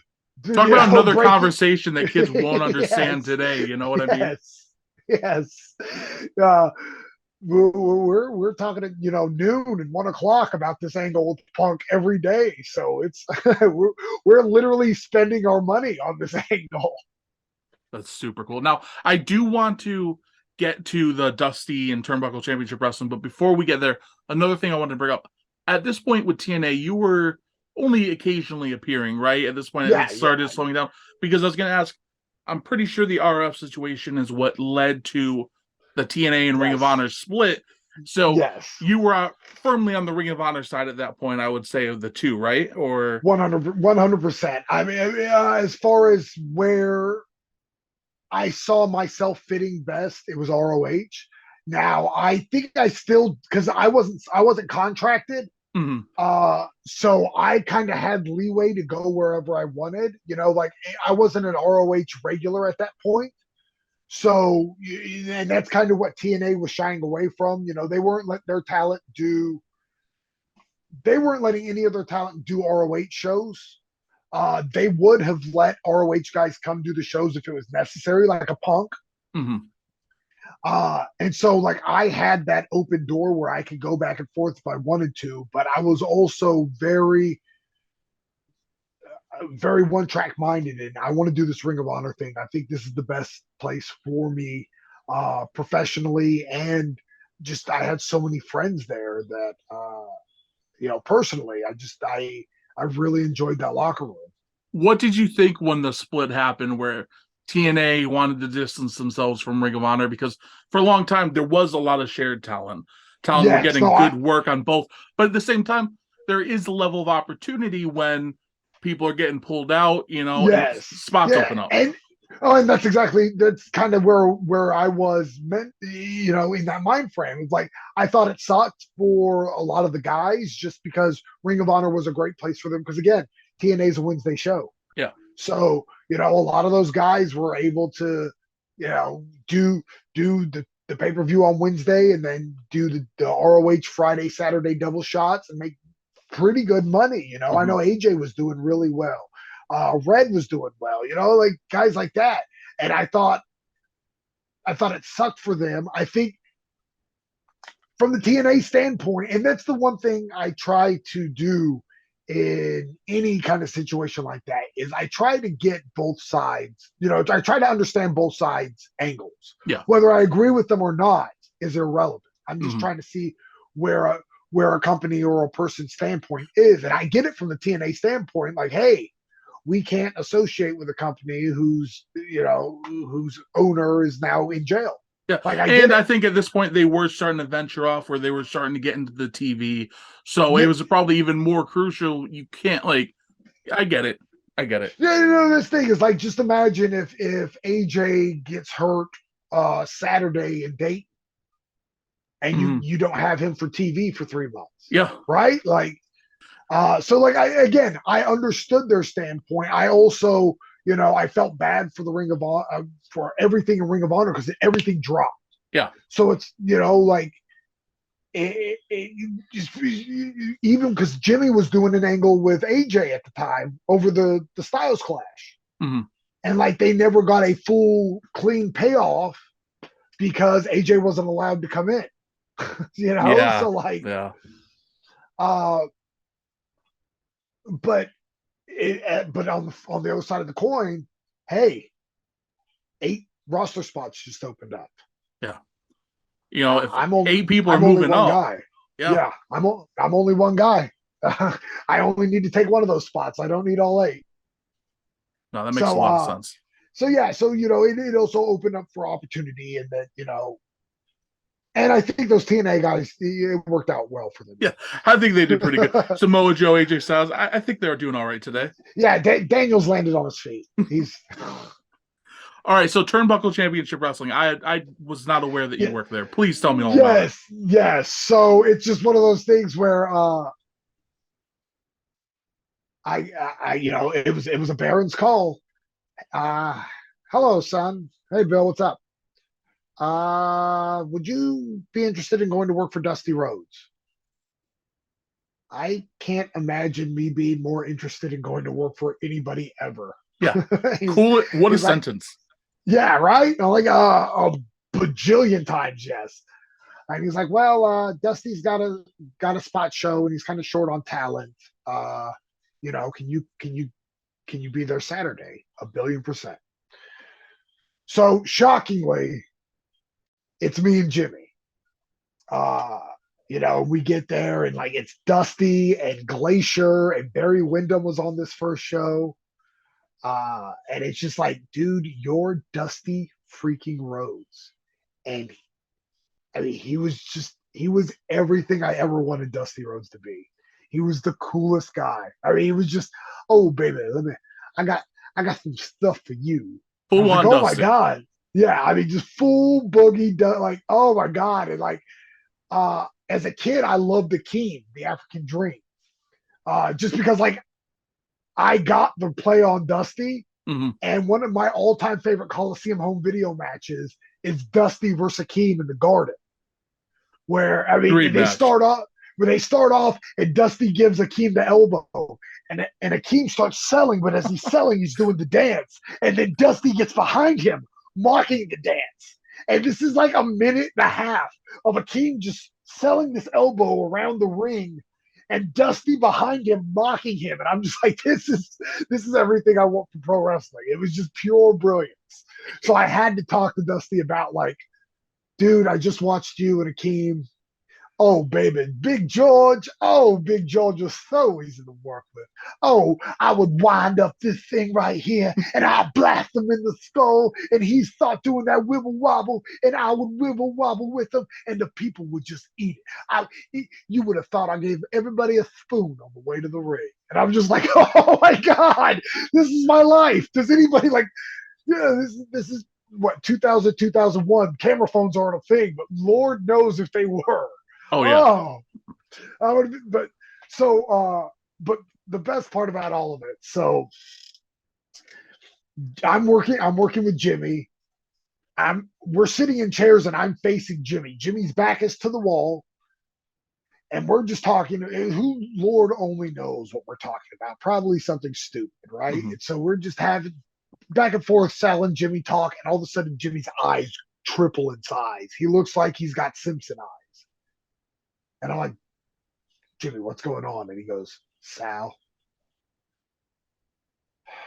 you're gonna have to turn around. I just saw the bull of the woods. And I was like, yeah, Dusty, dude, we've already talked to him. He goes, you're gonna have to turn around. Okay. So I turn around and there's naked Dusty. Oh my Lord. I was like, oh God, I wasn't supposed to see that. The bull of the woods. Yeah, I'm like, Jimmy, why would you do that? And he goes, no, man, I had to see that. You had to see that too. Like, that's a best friend phrase if there ever was. yes, Like, me and my friend have the same thing. He'll send me something. I'm like, why would you send me that? It's like, I had to see it. Yep. And so that's the day Jimmy and I saw Dusty Rhodes' penis. Forever embedded in your memory. Yeah, it's just scarred into my brain. But yeah, man, Dusty, we did 4 or 5 of those Dusty shows, and they were always fun and they always paid well. And I mean, and Dusty was always Dusty. It was just so cool watching. I mean, like one of the things, and fast forward back to Ring of Honor, but it applies to Dusty too. I would love to just sit back and watch the magic happen, right? Like if it's not my match, then I'm usually either at the curtain watching the show or trying to I'm trying to be near where the guy that's in charge is making decisions to understand the what's and whys. And so I would do that a lot with Dusty, where I would try to kind of be in the general vicinity of Dusty, where he's putting together these matches, just talk. I mean, just to be in the room with Dusty and hear him do anything, right? Like, yeah. I'd Who watch better Dusty, to pick something up from too? Yeah, I mean, I just hang out with Dusty and watch him read a grocery list and be like, yeah. "Yep, that was worth it." So like, but just little things he would mention and just like, oh my God, like how could I have never thought of that? Like this guy, pure genius. But then like fast forward to Ring of Honor, and Gabe mentioned this to me. I'll never forget it. We were in Minnesota. It's when Brian and Aries did an hour. And a lot of this time, like before my match, obviously I'm getting ready. I'm pre-match rituals or whatever, either working through my match or talking to my opponent or stretching, warming up, whatever. But once I'm done, I'm at the curtain, right? Because I always had this belief at Ring of Honor, like, I would look around the locker room and there's Joe and Jamie Noble and CM Punk and Brian Kendrick and Colt Cabana and Austin Aries and me. And I'm like, I'm not supposed to be here. somebody messed up and let me in. So, but so like, as soon as I'm done, I'm at the curtain so I can watch the rest of the show. Mm-hmm. And during the hour match, Gabe walks up to me. He goes, I knew I could find you here. I go, well, where else would I be? He goes, do me a favor and just look around. Okay. So I kind of lurk around. He goes, you're always reliably at the curtain watching. I go, well, yeah, I mean, that's how I feel I get better. And he goes, no, that's exactly what I want to see. Wow. He goes, that goes a long way. That goes a long way with me, right? Like, like clearly you're not just here to hang out with your friends. Like mm-hmm. you can hang out with your friends on your own time. And I was like, well, like Brian's in the ring. Like, yeah. I know you put the world title on him, so you think he's good, but like I know he's good. Like, yeah. You guys are giving me American currency to watch Brian wrestle. Like, this is literally the greatest job on the planet. What a gig. Yeah.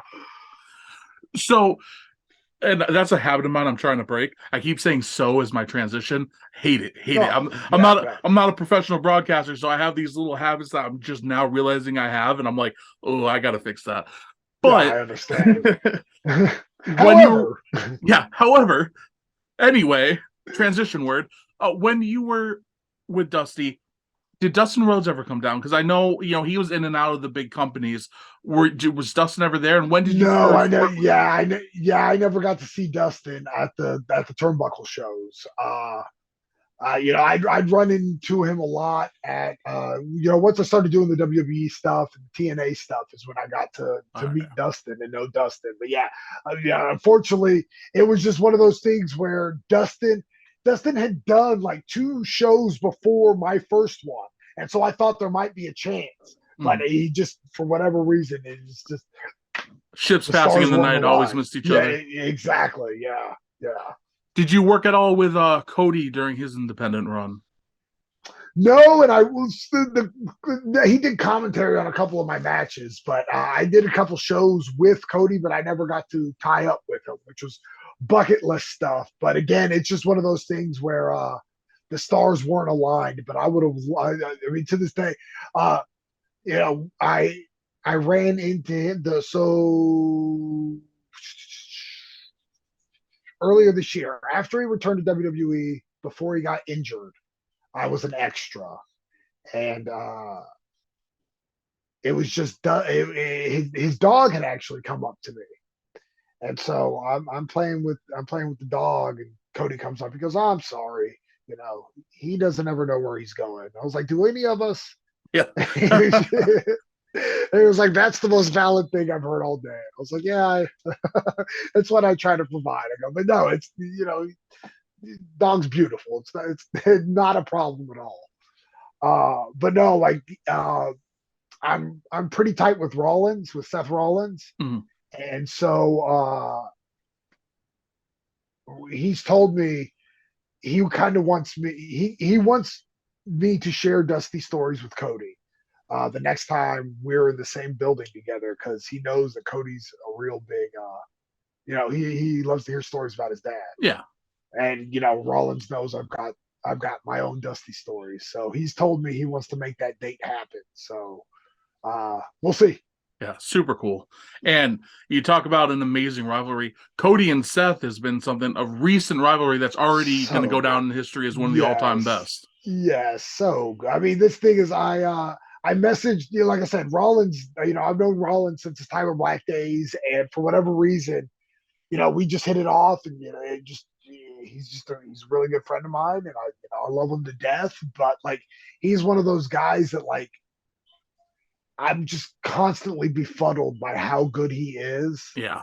And I texted him. I think it was after the Cell match with Cody. I said, so at what point did you wake up and just decide I'm never going to have a bad match again? Seriously. Like at what point were you just like, you know what, bad matches are dumb, I'm out? And he goes, I think it was after the Fiend feud. I was like, okay. That aside, though, I think you could look at him and say, maybe the most consistent guy for the last decade on mainstream television. No. Rollins doesn't miss. No. He just does. I mean, he's so stupid good, and there's so many little things he does that I'm just always like, oh my god, man. Like, remember when Vince was on Austin's podcast, Mm-hmm. and they were talking about the brass ring? Well, this is right when they took the curb stomp from Rollins the first time. And they were trying to find a new finisher for him. And Michael Hayes gave him a face first DDT. And Rollins was like, I hate this move. Uh, and so he and I were talking about different ideas for a finisher. And I was like, I don't know what you should do, but I think you need to call your finisher the brass ring. And he was like, ooh, I like that. And I guess he pitched it and they didn't. But I was just like, that'd have been cool. Now, at this point, was he with the Authority? So, like, or did he just Yeah, break off from the Authority? One or the other. He had just joined the Authority. Okay, They had just done the split with the Shield. All right, yeah, so that's perfect. That couldn't even be more perfect. Yeah. It's just that's one of those things that I've always kept in my back pocket. Like maybe one day I'll figure out what the brass ring is and I'll use it. Just got to keep searching. Yeah, it's out there somewhere, right? So I do want. I did it again. I want to get back to Ring of Honor, but I do have to ask this because 2022 was a huge year. Vince McMahon stepped down, retired. Again, I want to get to the WWE stuff in the future. I want to know your thoughts on Triple H, his regime, NXT from the past, what he's doing now. What are your just overall thoughts? Because obviously you have the fan perspective and you have the in the business perspective. So I'm curious about where that's. Personally, I'm a huge fan of the stuff he does, but that goes without saying. I like a lot of things.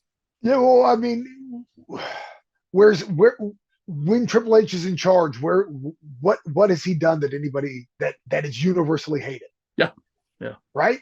I mean, just like, and it's one of those things where I'm a big believer in it. Triple H is a fan. Triple H is me. Huge fan. Yeah. Triple H is you, right? Like Triple H, he knows he knows pro wrestling because he grew up loving pro wrestling, right? So like he knows what he likes. I mean, and you can just tell by the guys that are on TV, and it's not just like the indie love child, right? So like Johnny Gargano's back and on TV and getting pushed. Mm-hmm. Sweet, he should be. He's the man. Like yeah. I'm okay with that. But like, when was Sam Shaw, Dexter Loomis? When was he the indie darling? Yeah, but he saw it. He knew it. But yes, but like he's got that. He's got a role for him. He's got a niche for him. And I mean, he just had his first match on TV. Keep in mind, I did a spot with Sam Shaw at the Knoxville TNA pay-per-view, and that was what, June? Sounds right. I'm not 100% sure. It was summer. It was early summer.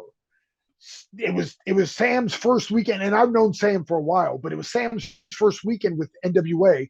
He did the pay-per-view where he gave me the side choke. Yep, I remember that. And then did the main event that night. Then he did the 2 tapings after that, and then he couldn't make the last taping. And then before the next set of tapings, he's on Raw. Yeah. And he just had his first match on Monday. And it worked, right? Like, yeah. But he's not, so it's not just like, that was the knock on NXT for a while when Triple H started it. Oh, well, how can it not be good? All he's doing is cherry picking the top indie talent. Well, sweet, he should. Yeah. That's why they're there. Yeah. Oh no, this guy cherry picked Adam Cole and Kyle O'Reilly and Roddy, and like, oh no. Why would he ever do that? It doesn't take a genius to do it, yet nobody else had done it. Yeah. So like, but no, I brought my son to SummerSlam, because like I said in our last interview, like my big thing nowadays is I love watching wrestling through my son's eyes. Mm-hmm. Just because he has a perspective that I don't, and he's the market that they want. WWE has all my money. They know it. Yeah. They're not trying to get my dollar. They've already gotten all my dollars. They want the next generation's dollars. Yes, and so one of those cool moments was at SummerSlam. Bianca and Becky have their match, and then Bayley's music hits, right? So cool. And it's like, oh. And then Dakota comes back, and it's like, oh. And then out comes Io Sky. It's like, oh, and like my son's losing his mind, and he's not the biggest fan of women's wrestling. Mm-hmm. But like, that was one of those things that even after the show, where we literally saw a ring flipped by a tractor. Yeah. So insane. He's still like, man, Dakota coming back, Io coming back. That was awesome. And I was like, that's why Triple H is, like that's why he should be in the spot he's in. Right? It seems like a perfect combination of the big fan, like you said. He's a wrestler's wrestler. He knows the business. He knows the boys' perspective, and he worked hands on with Vince McMahon for 15 years. Yes, 20 years. Excuse me. Yes, and it's just when I did the almost spot, and it's just one of those things where like he knows. Watching his brain work is just like, it's so surreal for the fan in me. So I'm in the ring because we're kind of talking over the almost interview segment before the match, right? And one of my best friends is right next to me, and like we're standing there and they're kind of talking through it, but not talking directly to us. And so we're kind of just like soaking it all in. And I'm like, dude, look at the Titantron. He goes, yeah, that's cool. I was like, dude, that's super cool. And as we're doing that, Triple H walks up and he kind of lays out his vision for the promo. And like, it's just these little small details that like, he's just like, oh no, I want your fist to go here instead of here because the camera angle and perception. And I'm just like, oh my God. Like, I don't know anything. I've like, this dude is working on such a different level, and again, we're talking about almost and jobbers. It's not like he's laying out a 5-star classic. Mm-hmm. And it's just like, it was such an incredible moment, just the learning experience, just watching him explain these little minute details, but why they mean so much in the bigger picture. And it's just like, yeah, this is the dude. See, that's really interesting to me because Vince always had the reputation of he might not be a big idea guy. Like, he might not start from the ground floor, but if you give him an idea, he can say, change this little thing, and make it perfect. Yes. And it sounds like the way you're saying it, Triple H has that same quality, which is really cool. Yes, he definitely does. I mean, but I think he's got the big idea too, right? So like, I think he's a perfect blend of all of it. Like, and again, like I'm a fan of pro wrestling, and I love when pro wrestling's doing well. And if you look at the numbers WWE's touting, something's working. Something's working a lot, right? Like, I mean, just again, another perfect example. This whole Bray Wyatt thing. Like, unbelievable.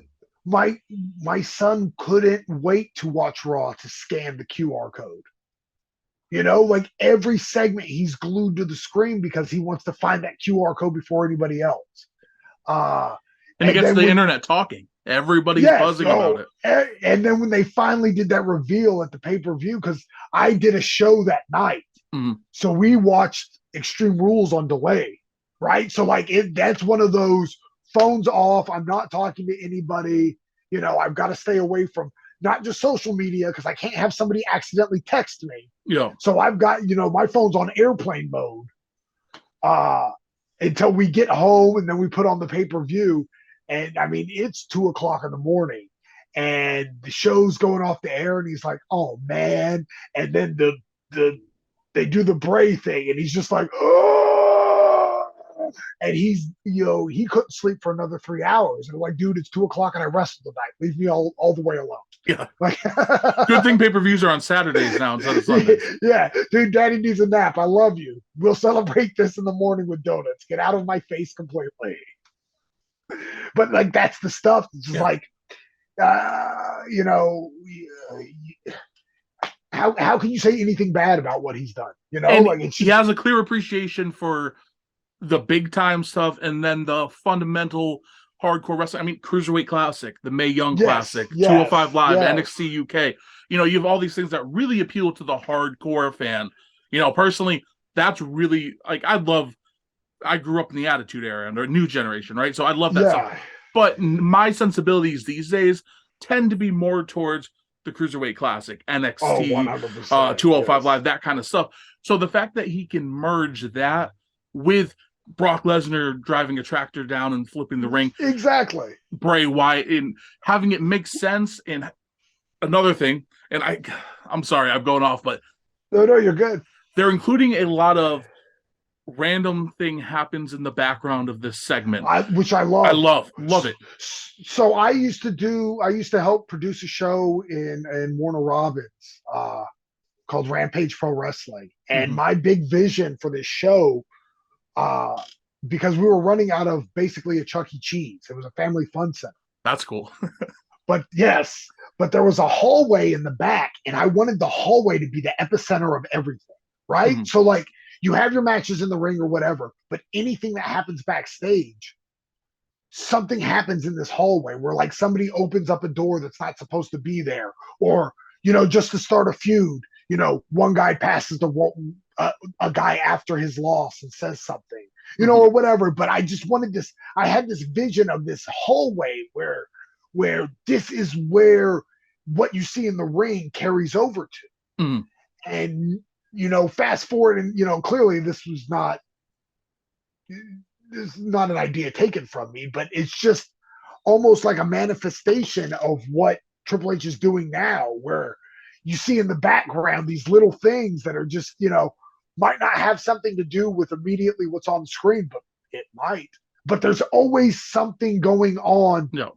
And it's not just one singular focus. And I love it so much. It's rewarding for the viewer to have that. And, again, I'm not going to criticize Vince McMahon. He made everything I love in wrestling. Yes. But a knock on him was history didn't always necessarily matter. It was, people aren't going to remember that. Triple H seems to value history, and that's rewarding as a viewer. If they talk about X and Y happened in NXT and now it's happening on Raw, for a viewer who watched NXT, I'm like, oh, wow, that did happen. That's fantastic. Yes. No, and watching, and it makes you feel like watching the product validates. You're validated for watching NXT in 2019. We live in the Marvel Cinematic Universe era where everything's attached from movie to show. Exactly. We're not in an era where it's just, here's one movie, here's another movie. It's everything's connected. And if you can have the continuity, it means more. And so like another example is the Karrion Kross thing. It's very minute, but like to me, it spoke volumes. With his whole thing was he wanted to rewrite time. Mm-hmm. That's why he attacked Drew McIntyre, because Drew McIntyre got the push he should have got, and he's back to rewrite time, and that's it. That's all I needed. Yeah, I don't need a 26-page, story about why. Oh, that's why. Oh, and he feels like he got screwed in the past because he did. All right, I'm all in on this thing. Yeah. Right? Like, it didn't have to be this epic journey. It acknowledged the past and moved forward. Okay, I'm in. It's not rocket science, but sometimes it's been presented as such. Yeah. Very cool. And I know we just went off on a huge tangent, and I know I've already kept you a while. No. Like I already kept you a while. I don't want to keep you too long, but I still want to talk a little more Ring of Honor if that's okay before we wrap things absolutely. up. Yeah. Because I can't believe we're going. I feel like it's been an hour since we last touched on Ring of Honor, but so that finished up, and you moved on to a tag team with Tony Mamaluke. I want to know about Tony Mamaluke because here's an underrated guy in my opinion. He doesn't get talked about enough, and I want to know how that all came about. Okay, please. So before. I always use this analogy for me and Mamaluke. Tony Mamaluke and I are a lot like cooking oil and sex oil. They're both very good when they're used appropriately, but you don't want to mix them up. Don't want to be in the middle of making your bacon with sex oil. That's just the best. And keep in mind, Tony's another guy I still talk to this day. Like, I love Tony to death. So after the ECW run, Tony moved in with Canyon in Georgia. So Tony came into Wildside, and I was like, oh my God, that dude's awesome. Right? So like, I was such a big fan of Mamaluke. And then Mamaluke came into Wildside, it was tearing the place up. I mean, he was having banger after banger, just like all these awesome matches, and he could not stand me. Really? Yeah. He was just like, oh my God, I hate you. Like, not in the ring, just in the locker room. We were just two completely different personalities. So fast forward to 05, and I'm in FIP, and Gabe has told me, like, hey, you're on deck. I don't know what I'm doing with you yet, but you're on deck. You're going to be on the ROH roster by the end of the year. Awesome. And then one night out of the blue, he goes, hey, can you do me a favor? Go stand next to Tony Mamaluke. I go, you're going to have to ask Tony about that. I'll love to stand next to Tony, but he might punch me. He's like, oh, okay. So I go stand next to Tony. I'm like, hey, Tony, Gabe wants me to stand next to you. And he goes, oh, no. Always a positive start. Yeah. I was like, why? He goes, that means he's got an idea for us. God. Like, oh, no, he doesn't. So, and that's it. Like, that's literally the interaction. Well, fast forward about a week, and Jimmy and I are talking, and he's like, hey, I think you're starting an ROH in October. Like, oh, that's great. Where'd you hear that? He goes, oh, I just talked to Gabe. Gabe had mentioned you, full time in October. I was like, oh, great. Any ideas? Or am I just, I'm just gonna figure it out once we get there. He goes, oh, I have no idea. So that's all I know. No, Gabe doesn't tell me directly anything. That's And interesting. then, yeah, right. Like I have no knowledge of what's going on. And then during this time, because by that point I had already done the best of the best, or what was it? There was some pre-show tournament that I won that like guaranteed you an ROH roster spot. No big Oh, deal, but I beat Claudio in that. I uh, I can't remember the name of this tournament. I yeah, know I I'm didn't get blanking a on it. yeah, I know I didn't get a trophy, so I should go make myself a trophy now. I mean, if you beat Claudio, that's a Right? horse of That's a a huge man. You deal, deserve a right? trophy. I beat Claudio. Like it's a big deal. Uh, but I win that, and then we did a tag match in Buffalo where it was Jimmy and Fast Eddie against me and El Generico. Where like I got super over in that match. Like the crowd was really with my stuff, and ironically, so one of the best spots of the match was actually a complete botch that nobody knows it was a botch. At the time, I was doing like the super crazy springboard where, like, if I'm on the apron, I would springboard, but I would do a 180. Onto the So I was, second. no, from the apron to the Oh, top onto the rope. top. Yeah, yeah, yeah. Yeah. So I would do that, but then I would spin back around into a Rana to Oh. the guy in the ring. And Jimmy was like, "Yo, we're gonna do the Rana tonight. I think I think that'll be a good spot for you, like 100%." So we're laying out this match, and the whole thing was Generico was hitting his big boot in the buckle. Uh, and the whole spot was supposed to be Generico hits the boot in one buckle, I do the springboard out of the other buckle. And every time we go through it, we hammer home like, hey, make sure you just don't do the boot in the buckle I'm in. Like if something gets mixed up and you go to a different buckle, that's fine. Just don't put Eddie in the buckle I'm in. Got it. Sure enough, we get to the spot. There's Generico in the buckle. Like, God. Of So course. I do this springboard, and now instead of going out into the Rana, I have to kind of hop over the people that are in my way. And when I do, I don't get the right distance. And so I kind of just do this 180 and blast Jimmy. And and he drops like an insecurity. And I'm like, oh, like I'm heartbroken, right? Because I had this big high spot that we were building to. And now it's a completely blown spot. So we just, I kind of cover them and we just go home from there.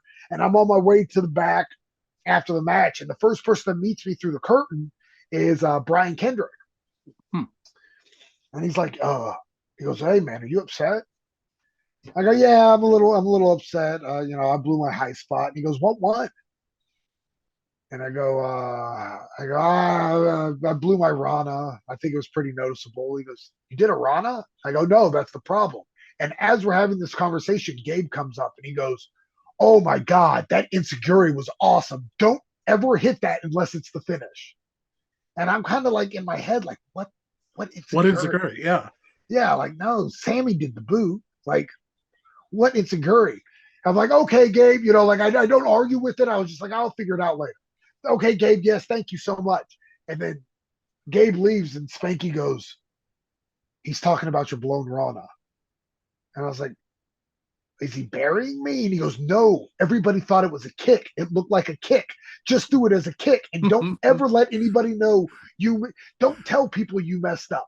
Let them tell you messed up. And I was like, oh, oh my God, I'm so good. Even when I mess up, I'm good. What wise advice, too. Sage advice. Absolutely, right? But so like we had done those two matches, and so like I had known like, okay, I'm gonna have something.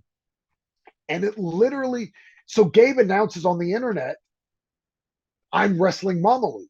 I was like, okay, so my first match on the main roster is at the Manhattan Center on the Joe vs. Kobashi show, and I'm wrestling Tony Mama Luke. Like, these are Wow. all the ingredients for like I can't like this is unreal. This isn't like the Manhattan Center. This is where the first Monday Night Raw was. Like, this is a gigantic deal to me. Yeah. And it literally wasn't until we got to the building that day that Gabe pulled Mama Luke and myself aside and said, hey, you guys are winning the tag titles. You know, here's what we're doing. And what a place to do it. Wow. Yeah. And I was just like, what? Like, are you sure? Like, you know, like I was almost talking him out of it. Like, Me? yeah, like, dude, like, I don't even know if we have matching gear. Like, he goes, yes, you guys are up tonight. You're winning the tag titles. We're not even announcing it as a tag title match. We're just gonna do it. I think it's gonna pop the crowd huge. And thank God, because it's up to that point I had never really done it. But we worked BJ and Jimmy, BJ Whitmer and Jimmy Jacobs. We had a hell of a little match. We go over, and it was one of those it was, you know, 1, 2, and the crowd genuinely expected a kick out. 3, and it was kind of silent for a minute. Like, what the hell just happened? And then, like, it was this slow murmur that built to a roar. And for whatever reason, I kind of just stopped what I was doing and soaked it in. And that's the first time I can remember in my career doing that. Perfect time. Perfect place. Yeah. And it was just like, here I am in the Manhattan Center with this dude that, like, this, he was on Starcade, he was in ECW, and now I'm holding the tag. Like, it was, you know, the main event of the show is Joe versus Kobashi. Yeah. And like, here I am with the tag title. Like, it was, still gives me goosebumps to this day. It's just crazy to think about. So, But by the then, way, the like, show with Claudio was Do or Die. yes, it was the do or die tournament. That's exactly what it was. Yes. But yeah, I mean, it's so Mama Luke and I didn't know we were winning the tag titles until about 4 hours before we won them. So we had nothing. Like, we had, you know, and keep in mind, like, I genuinely don't think he liked me as a human. So like, we didn't even have chemistry. And so a lot of that tag title run was us trying to figure out each other before, you know, as we were going along. And we had this weird dichotomy where, for whatever reason, the crowd had turned on Tony. So it was literally, I'm the baby face, he's the heel. Every time I touched in, they popped. Every time I touched out, they booed. And so, like, and we're trying to figure all this out on the fly as we're getting fed. Like, we beat like Homicide and Ricky Reyes, Milano Collection AT, and Cabana. I think we wrestled Roddy and Jack Evans. I mean, just like all these, like, and we're going over on all these guys. It's just like, what is happening here? Like, none of this makes sense. It's, but my favorite part of the tag titles is, it's my favorite part only in hindsight. So that weekend, you know, Gabe had told us, like, hey, bring the tag titles back with you. Like, I want every show you're on the indies, I want you to carry out the tag title because it's brand recognition for Ring of Honor. Makes sense. Hey, spoiler alert, I was going to do it anyways. It's brand recognition for Sal Rinauro. Yeah, buddy, I'm wearing this when I go to Walmart tomorrow. You think, like, get out of my face. So the morning after, so Joe versus Kobashi was Saturday. Then we did a show in Philly on Sunday. And so we're flying out of Philly first thing Monday morning, right? It's myself, it's Jimmy, it's Mama Luke, and we're exhausted because the flight's at like 4 a.m., which, means you got to be at the airport at 2 a.m. We didn't get out of the show till like 1, right? So like we haven't slept, we haven't eaten, we're tired, we just want to go home. Mm-hmm. So we're going through security, and Jimmy's in front of me, and they run his bag through the X-ray or whatever. I see Jimmy on the other side. They run my bag through the X-ray, and the security guard goes, "Who's the champion?" I was like, "I am, sir." He goes, "Well, what are you, like a boxer or something?" I go, "No, I'm a wrestler." And he goes, "You don't look big enough to be a wrestler." Oh, Keep in wow. mind, I was very sleepy and not my right mind. So he pops off. "You don't look big enough to be a wrestler." And I immediately, "You don't look big enough to be a security guard." And we lock eyes. And I'm pretty sure in some other multiverse, we're still locked in this gaze into each other's eyes. It felt like eternity to me. And he's staring at me. I'm staring at him. The only thing I can hear is Jimmy, who's already through security, running away. Was not sticking around for that. Yeah, he was not having any of this. And I just remember looking in his eyes thinking, yeah, I'm about to be touched in places I don't want to be touched in. This was a bad choice. I immediately regret this decision. And finally, after it seemed like 8 years. It was probably 10 seconds. The security guard finally goes, "Okay, you got me. Fair enough. Have a nice flight." I was just like, "Oh my God." Thank goodness he let it. Yes. They're like, "Oh, nothing but bad was going to come of that." I don't know how I got so lucky. But I mean, it was literally one of those Western scenes where the tumbleweed blows through and we're just staring at each other, and all you can hear is Jimmy running off in the distance. And that's the kind of person who could totally ruin your day. Totally ruin Oh, your day. yes. They could make you Yes. miss your flight. They could. Absolutely. Well, that's legitimately hilarious. Now, this is gonna be the last question before we get to plugs, if that's all right. Yeah, that's fine. We've been talking for a few hours. Believe it or not, there's still a lot. I really did There's a lot of questions. You've had an extensive career, but I'm blessed. you brought up Cesaro Claudio. Um, Yes. was that the first time you worked with him? What was it Yes. like working with him? Did you see? I assume you saw the potential right away, but Well, unquestionably. I mean, he's one of those guys. Like when he walked in, I was like, "Oh, there's a star." Like, he's going to be worth probably $8 gajillion. was he still? Did he still have the hair at this point? He wasn't like Yes. No, he was still wrestling in the cutoff shirt. I mean, he still had he still had the really bad hair, which throwing out the haze and yes, 100%. But Claudio and I got along instantly because he loves really bad dad jokes, and I love really bad dad jokes. beautiful, beautiful. Yes. So I mean, it was probably within the first 5 minutes. He was like, "Yeah, we're friends." I'm like, "All right, buddy. You're jacked and can be worth billions. So I will gladly be your friend." Uh, but he's another one of those guys that whenever I run into him, he's just always so happy to see me. Big hugs, like, "Oh, Sal, so good to see you." He's, but I mean, the potential was undeniable from Jump Street. Just, I mean, from the get go, and he's a guy that, like, I know you see on TV all those feats of strength. Mm-hmm. Still doesn't do his strength any justice. I mean, just before shows, we used to do a spot where like he would get in the ring and just throw me in the air and spin me like a pizza just to see how many rotations he would get. But on the way down, he would also magically catch me and take his own head scissors. And Wow. I mean, just stupid. I mean, I have no control over any of this. The the only thing I'm doing in any of this is letting gravity be a law. That's That's it. incredible. I mean, and he would toss me very, very high and just spin me. And just, here we go. And it looks like the first time we did it, he didn't even tell me what he was doing, right? So he pops me up and he spins me. And I'm thinking, I'm bracing to take just a regular face bump.